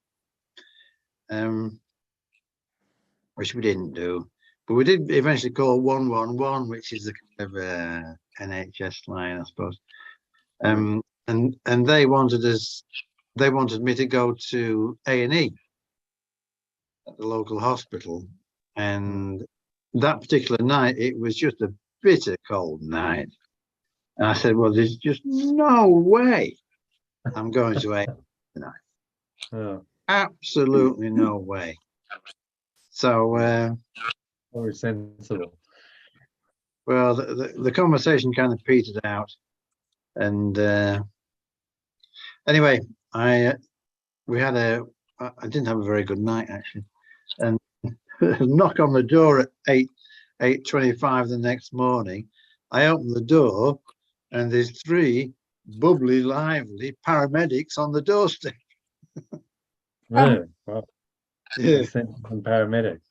yeah, and they did a Okay. full ECG, full rundown. Uh-huh. Made it and said very clearly, it's not your heart, John. You got a bad dose of flu, and they were very, very reassuring. Yeah. Yeah. But Well, after the session with you, Jono, John Yeah. was so much better after that. Yeah, That, yeah, that evening. yeah, yeah. yeah. That evening, Well, that's quite a good session, though. it was, it A lot was. of a lot of shifting I thought happened. So Yeah, that's good. But sometimes you just got to process. Once it's in your system, it's kind of the body's got to process through it. yeah, So it can take some time. But anyway, it sounds like you're on the mend. So yeah. that's good. And hopefully that issue won't recur. So Yeah, yeah. Well, quite. next year you don't have to do it again. You can have a healthy. Yeah.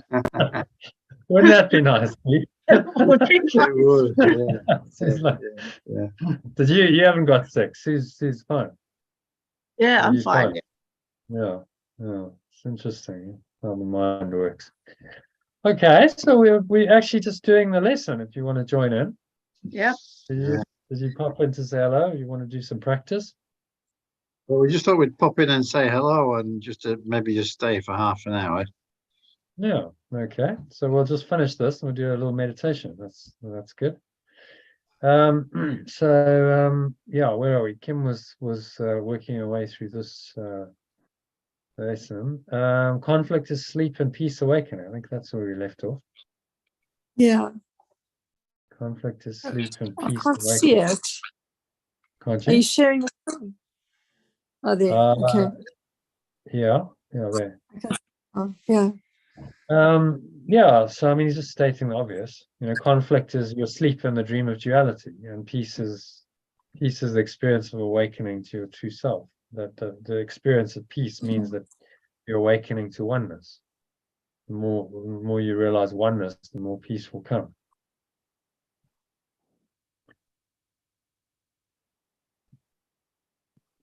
Okay, and the next one, let's ask John to read number 9. Yeah, death is illusion, life eternal truth. So just contrasting these different states, meaning there is no death. Death is the ultimate illusion. It's not true, because there isn't really a body. So how can a body die if there is no body? See, that's the logic. And how can a body really be sick if there is no body?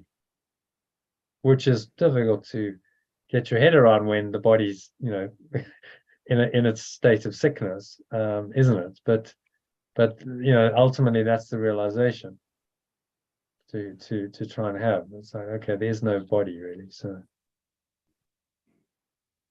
therefore the body can't suffer and the body can't die because there is no body. There's nobody home really.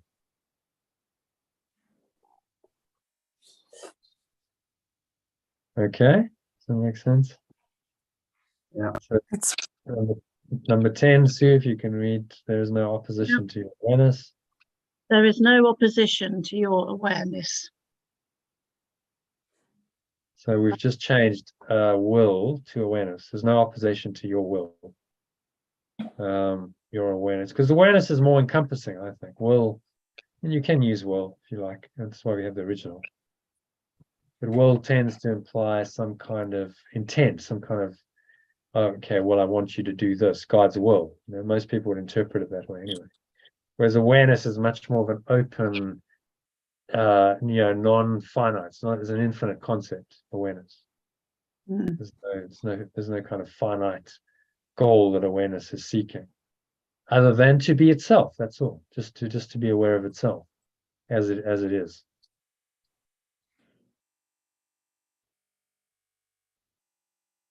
And then ultimately he says there is no conflict, for my awareness is yours. So, if there's only one awareness, then conflict is impossible because there's nothing to conflict with. You see that? Yeah. So non-duality collapses the so-called other awareness, the ego's awareness, false awareness, and all conflict disappears in your mind because you realize there is no other awareness. And my awareness is yours only. Okay, so any thoughts on paragraph 1? Kim, you did the whole one. Does that make sense? Yeah, I think it's just, we're talking about death, where there is no death or there is no body. I think it's a process to actually, it's a process to process it, but it's somehow reassuring the more one goes into this course, I think. It's ultimate freedom. Yeah. You die before you die. Okay, there's no death. I've already died to the idea that I'm a separate self and I have a body. I've let go of that. And then when the body is finally let go of, there's no drama. It's just, well, it was never real anyway. So it's no big deal, really. Ram Dass, one of his guides, said, well, death is just like taking off a tight shoe. That's what it feels like. Just like taking off a tight shoe. Oh, okay, well, that feels quite good then. It's just all of that, body and everything's just gone and you're free. So, we make a big deal out of it, but it's really no big deal in spiritual terms, because there is no death. Ramana was dying of cancer, and all his disciples are sad and mourning him, go, oh, we're gonna miss you. And he's just like, how can you miss me? I'm not going anywhere. I didn't get it. I just don't have a body anymore, but I was never the body. I mean, that's kind of my whole teaching. So I'm always there. I'm not going anywhere. I'm just not going to have a body. Couldn't really understand the grief, because grief only comes when you're attached to the form identity, doesn't it? You can only experience grief if you identify with the form of the person. So, oh, they really did exist, and now they're not there, and that's very sad. But if you realize they never existed anyway, then how can you grieve?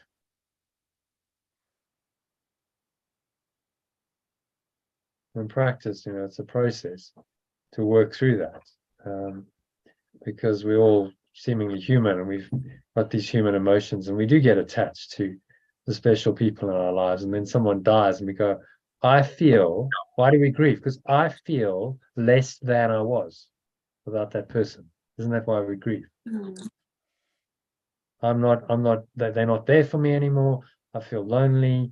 And it's all about the I. It's a separate I that's experiencing the loss. In truth, nothing's really happened. It never really existed. They just have ceased to have a illusory body in a false world. That's all that's seemingly happened. Their mind is their true mind is untouched by the dream of death and anything that the ego awareness, the separate awareness, has invented. There's no effect in that mind. So nothing's really happened then, from that perspective. So why would you be sad or angry or upset or anything if it hasn't really happened? And Sally, just if you listen to the recording, she just shared an experience where she went into like a kind of deep mystic experience for about 18 hours on Friday and Saturday. And she said it was just like, I just saw everything as a dream. And I wasn't responding to anything. People would say stuff and I just didn't process it. I just didn't feel anything. Someone shared a sad story and it just didn't feel anything. It was just her state was unmoved of being in that awareness. So that's kind of where Yeshua's pointing us to with us, beyond all the illusions. Okay. So second paragraph, shall we move on to that? Okay. Sue or John, do you want to read that? Forgiveness shows us that God's will is one and that we share it. Let us look upon the holy sites forgiveness shows today, that we may find the peace of God. Amen. Okay, and then translated. Letting go shows me that perfect love's awareness is one and that we share it. Let me perceive what letting go shows in whole awareness today, so that I may find the peace of perfect love. Amen. So any thoughts on that? Second one, maybe the translation just revealed a bit more to you. Yeah, letting go.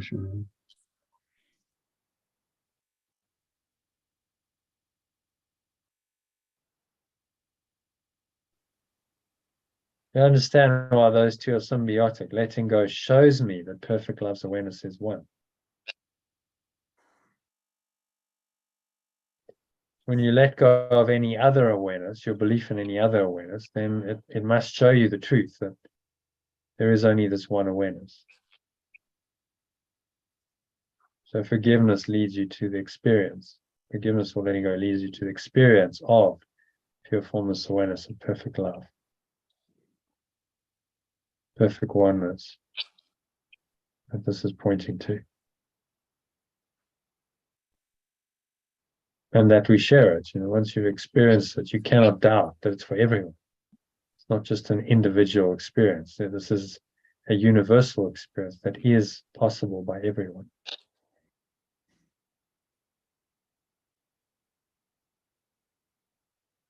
Okay, number 2.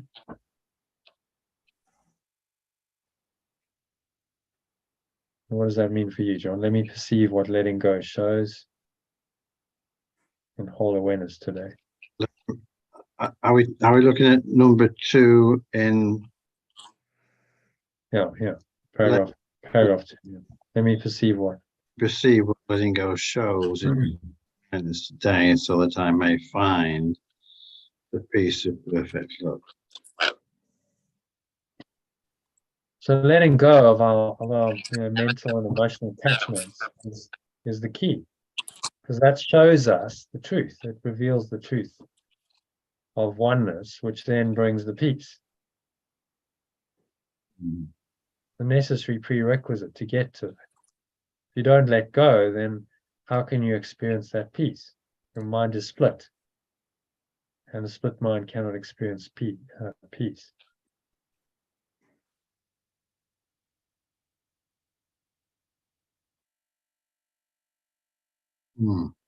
Okay. Any other thoughts on that? It's pretty simple. These second part of the workbook, these lessons are just quite simple pointers. I like the form because it's almost like a sutra, just a short paragraph, 2 paragraphs, and there's a prayer. It's always part of it. So it's designed to just point you into that state. You can use it just to get you more and more into the experience of it. And so you're going beyond the intellect, trying to figure it out, and just go into the experience of it, which we can do right now in a meditation, if you like. How does that sound? Yeah, that sounds good. Okay, Kim, you up for the med? Yeah. Okay. So just making yourselves comfortable. Put you on mute. Sitting comfortably in your favorite meditation posture. Sitting on a chair or the sofa. Keep your back straight. Feet shoulder width apart. Cup your hands in your lap. Close your eyes. And start off by taking a nice deep breath in through the nose. So breathing in, noticing how the stomach rises and the chest rises. And the subtle flow of air in through the nostrils. And you clench the sphincter muscle, lock the energy in. Just draw the energy up the spine into your heart center. Just put one hand on your heart, connect with your heart space.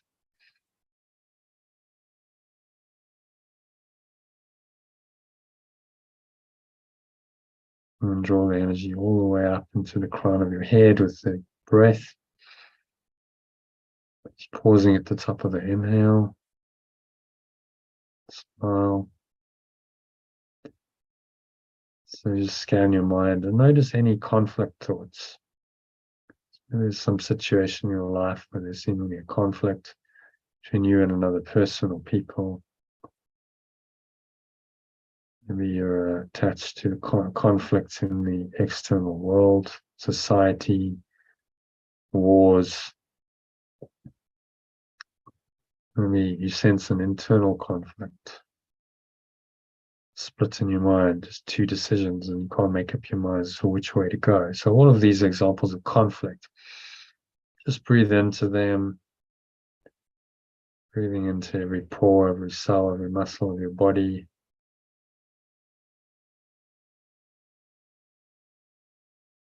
Every part of your mind.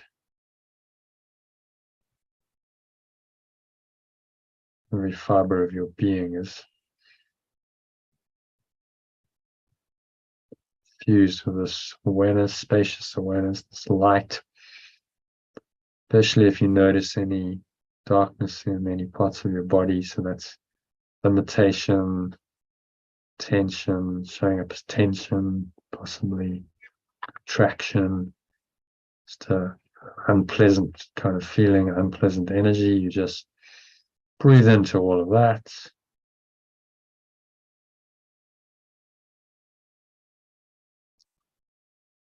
And remind yourself of today's key idea that very simply, there is no conflict. For my will is yours. You're addressing your source, or if you prefer, there is no conflict. For my awareness is perfect loves. And so you exhale on that awareness, letting it all go with the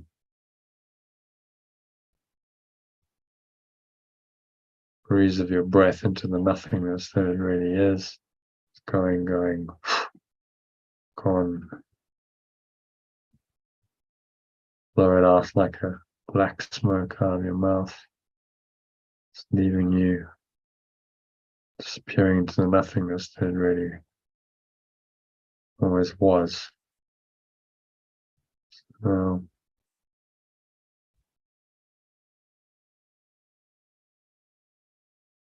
So now just breathing in and out through your nose, and listen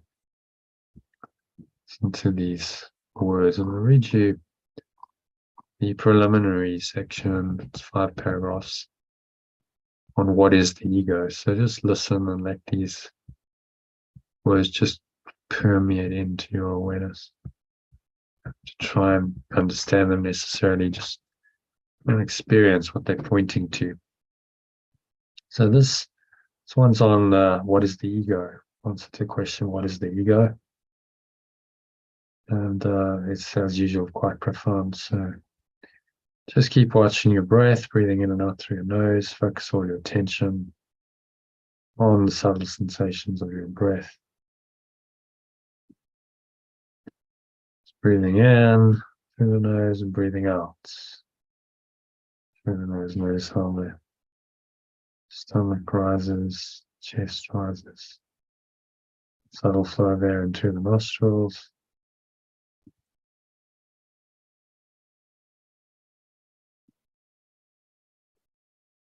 So listen to these words, let them seep into this awareness. It's like you're an empty vessel, just waiting to receive. And so the words will permeate into a deeper part of your mind where you're needed to undo the taproot of the ego's thought system.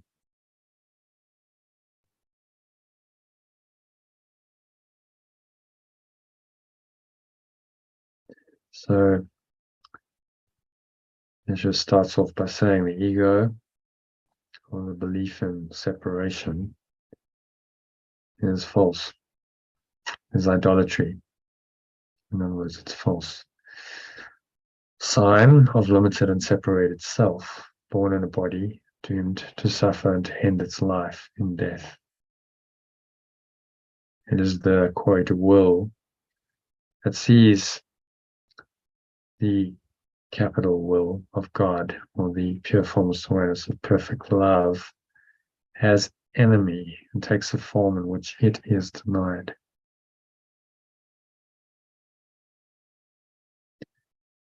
So the ego, or belief in separation, is the, quote, proof that strength is weak and love is fearful. Life is really death.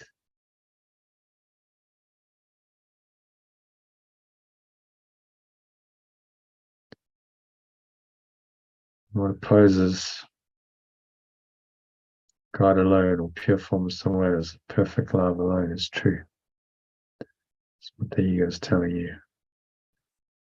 But if you look at that belief, it's very clear. It should be completely obvious that it's false.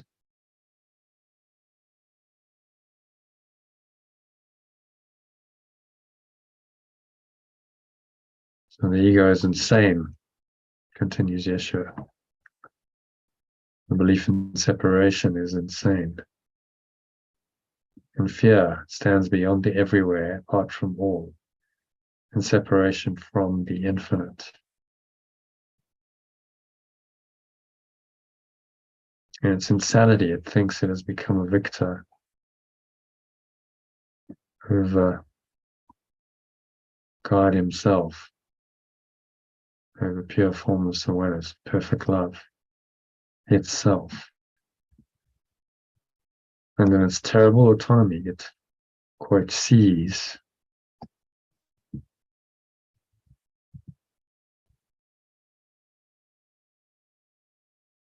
will of God has been destroyed. Sees the pure, formless awareness, perfect love has been destroyed. What a bizarre belief. How could fundamental awareness be destroyed and you still have life? But it dreams punishment, and it trembles at the figures in its dreams, its enemies, apparently, who seek to murder it before it can ensure its safety by attacking them.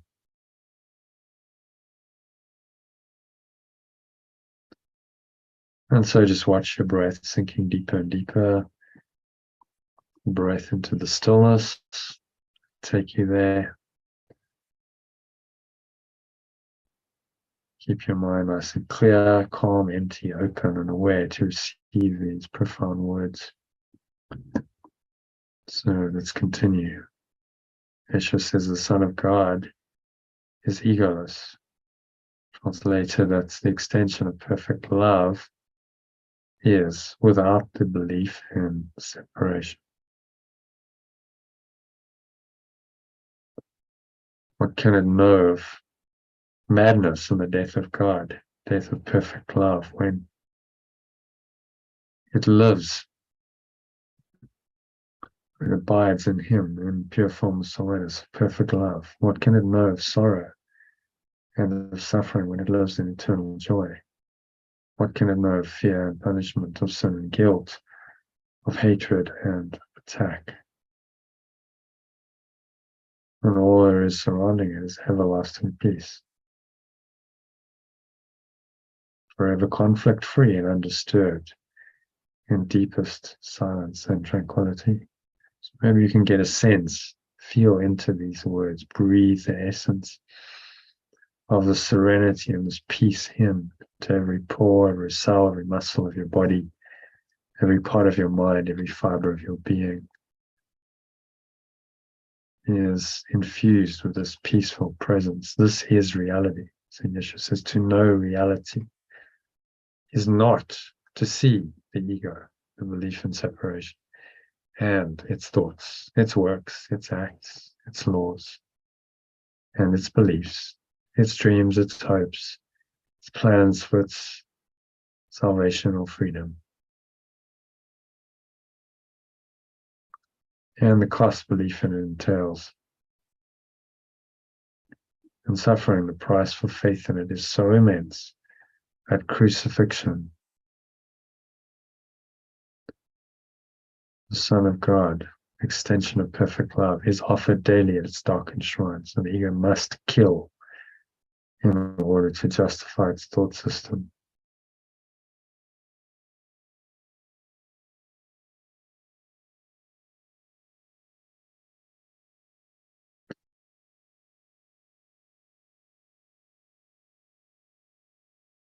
So we're living in a death wish, darkened shrine to the ego, where blood must flow. People die every day, people get sick, and sickly followers prepare to die. I'm not painting a pretty picture of the ego, but just be aware from your place of true awareness. Just observe without attachment to any of this. So you don't make it into something horrible. Oh, that's dreadful, that's awful. Creator.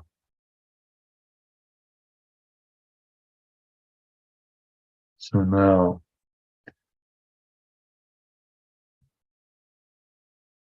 Yeshua never leaves us there in the ego's clutches. He says, yet, or one lily of forgiveness, or thought of letting go. That's what a lily of forgiveness is. You just be practical and take away the imagery. It's just a thought of letting go. So one thought of letting go can change the darkness, which is limited awareness, into pure formless awareness. Foundation of illusions to the shrine of life itself.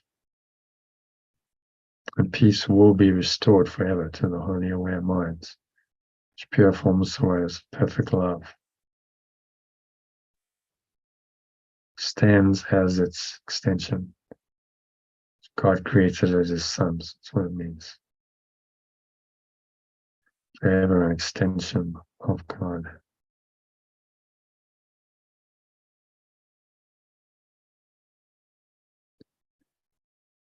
And peace will be restored forever to the wholly aware minds.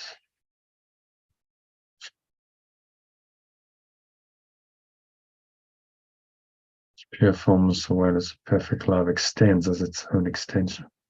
Its dwelling place, its joy, its love, completely its and completely one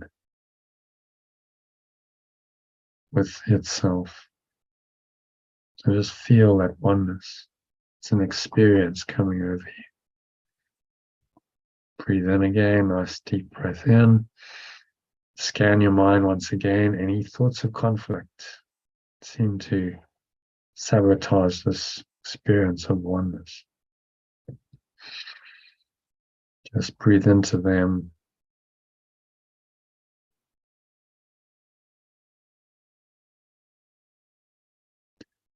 So look at any sources of conflict in your life, in the areas where there's conflict. And let's just contemplate today's lesson one more time. Breathe in the spacious, loving awareness to every pore, every cell, every muscle of your body, every part of your mind, every fiber of your being.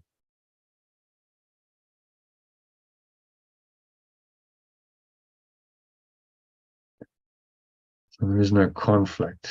For my will is yours, or my awareness is perfect love's. Say that to yourself with conviction. And you can collapse the source of the conflict, which is the belief in separation. There's an idea in your mind, whatever it is that you're experiencing. It's real. It's the problem. So Yeshua says, breathe in again. How foolish, Father, or my source, to believe your son, your extension, would cause himself or itself to suffer.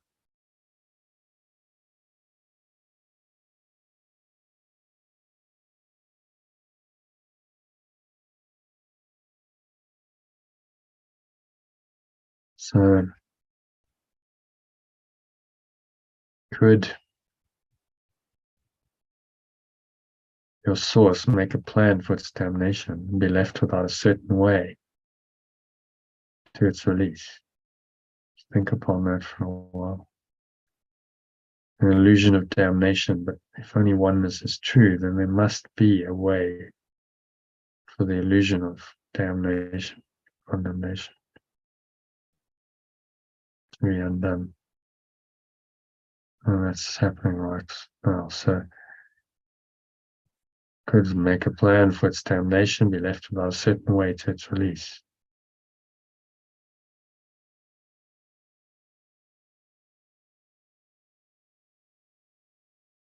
You love me, my source. So feel that connection. There's this source, this pure formless awareness of perfect love in your mind, and this simply wants to be experienced by you.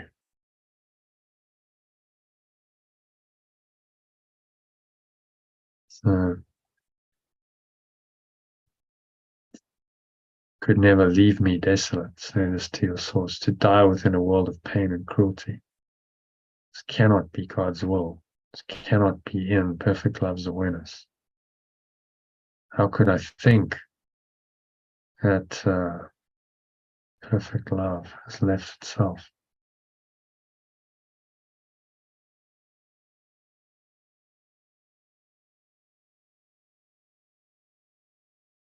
You could never leave me desolate to die within a world of pain and cruelty. Say that. How could I possibly think that perfect love has left itself? There is no will, no awareness except the will of love, except pure formless awareness, perfect love.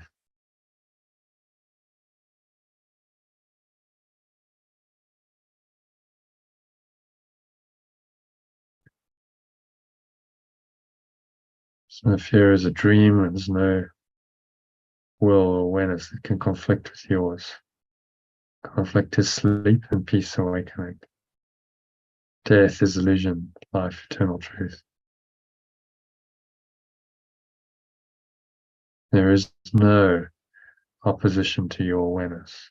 There is no conflict, for my awareness is yours. So say that to yourself and mean it. Breathe this awareness into every pore, every cell of your muscle of your body, every part of your mind, every fiber of your being. It's in this.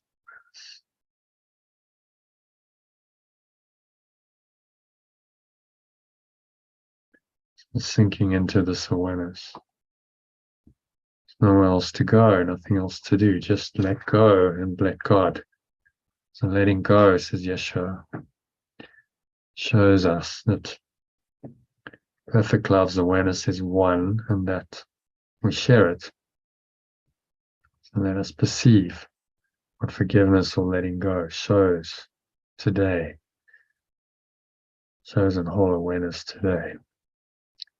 So that we may find the peace of God,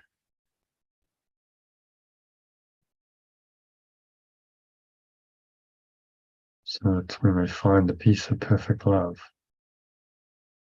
Perhaps you can experience this now, just breathe into that.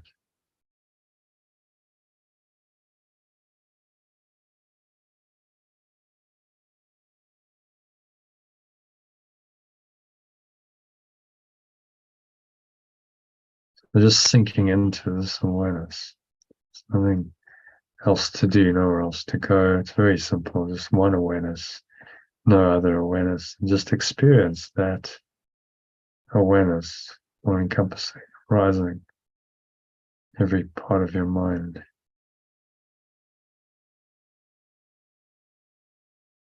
Nowhere else to go, nothing else to do, nothing else to think about. Just breathe, relax, be still.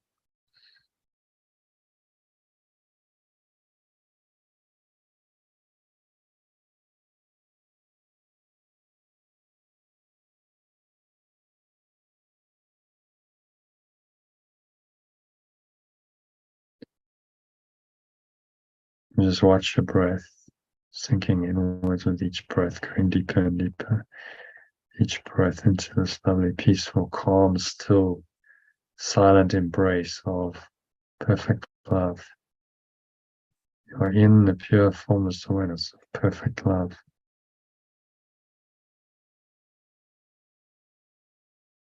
Stay there, be there, fully, completely, wholly for the next couple of minutes of deep silence.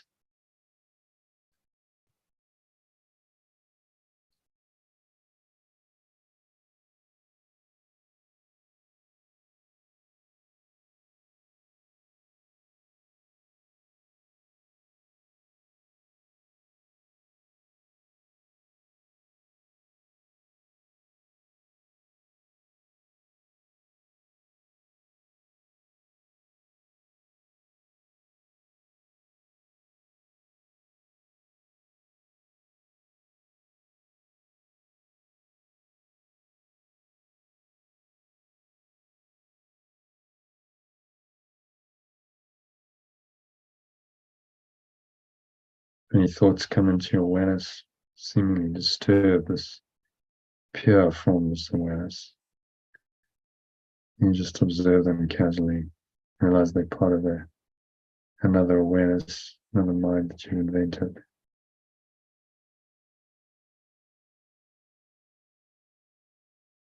And then just let them go, blow them away with the breeze of your breath.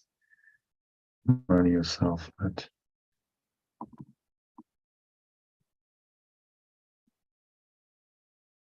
there's no conflict. My will is yours, or there's no conflict from my awareness. Here's perfect love's awareness. Claim it now, right now. I am that awareness.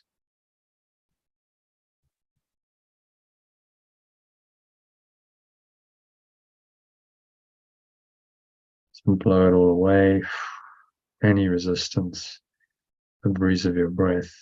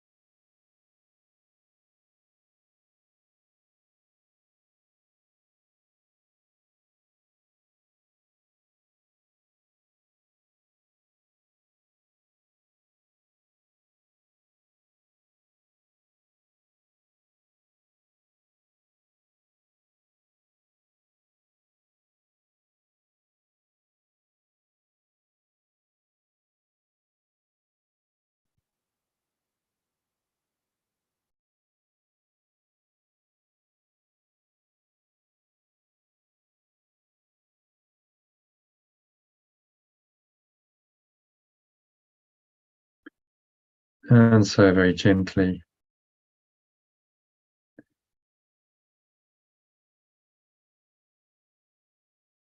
coming back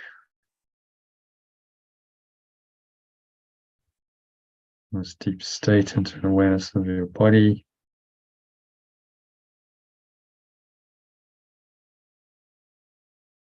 And the breath.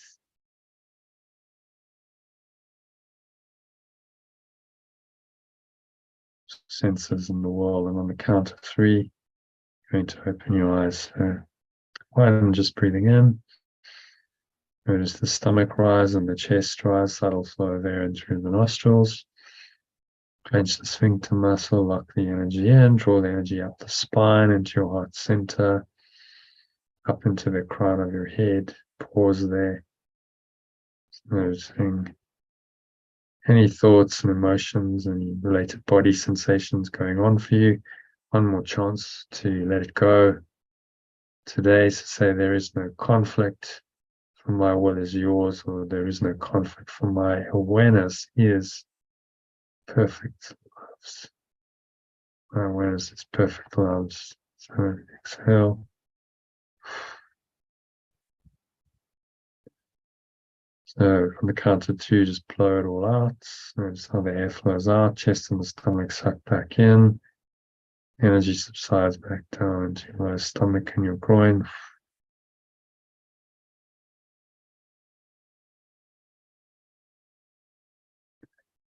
So just observe the weight of your body pressing down into the chair, your feet touching the ground. Notice what you're feeling with your hands touching. Maybe there's a subtle taste in your mouth. Notice that. The smell in your nose. Notice that. And notice what you're hearing in the surrounding environment. Just noticing all these things from this very still, calm, and surrendered state of mind. There are no illusions. There's no conflict. Just true awareness, pure formless, pure formless awareness. Perfect love. So anchor the state in. Set the intention to stay here for the rest of the evening and on into the rest of your week. So it is said. So it is done. Now on the count of 3, you're going to open your eyes. Just take a minute to look around, observing objects in the room around you in this very calm, detached state of mind. So no illusions, you're just able to observe without any attachment, but no judgment, and notice how peaceful that is. So this is the awareness that can come into your life as the Holy Spirit and the Christ self to allow you to perceive correctly and or operate in the world, but have a happy dream, a very peaceful dream.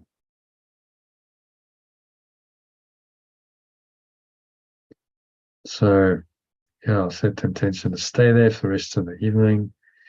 Top yourself up with a longer meditation or breath break I'll send you if you need to later. And that should keep you in this loving awareness, in a conflict-free, peaceful state, which is what I wish for you tonight and always. So that brings us to the end of the meditation and the session. So thank you for joining, everyone. Thank you, Kim. Nice to see you again. Sue and John, I hope this is a start of more you joining more often. It'd be great. See you a little bit more often. You've got once a week, so you please, if you want to upgrade from that, then just let me know.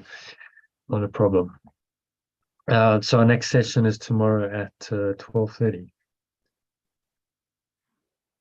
UK time. It's 2:30 SA time if you want to join, Kim. And yeah, Happy New Year, I guess. Hope it's a really happy, truly happy, peaceful one, because that's ultimately what we all want. Thank you, Okay. John. Yeah, you. my pleasure. Cheers. Okay. Hopefully see you all again soon, and have a lovely evening. Thank you. Namaste. Thank you. Okay, bye for now. Bye bye.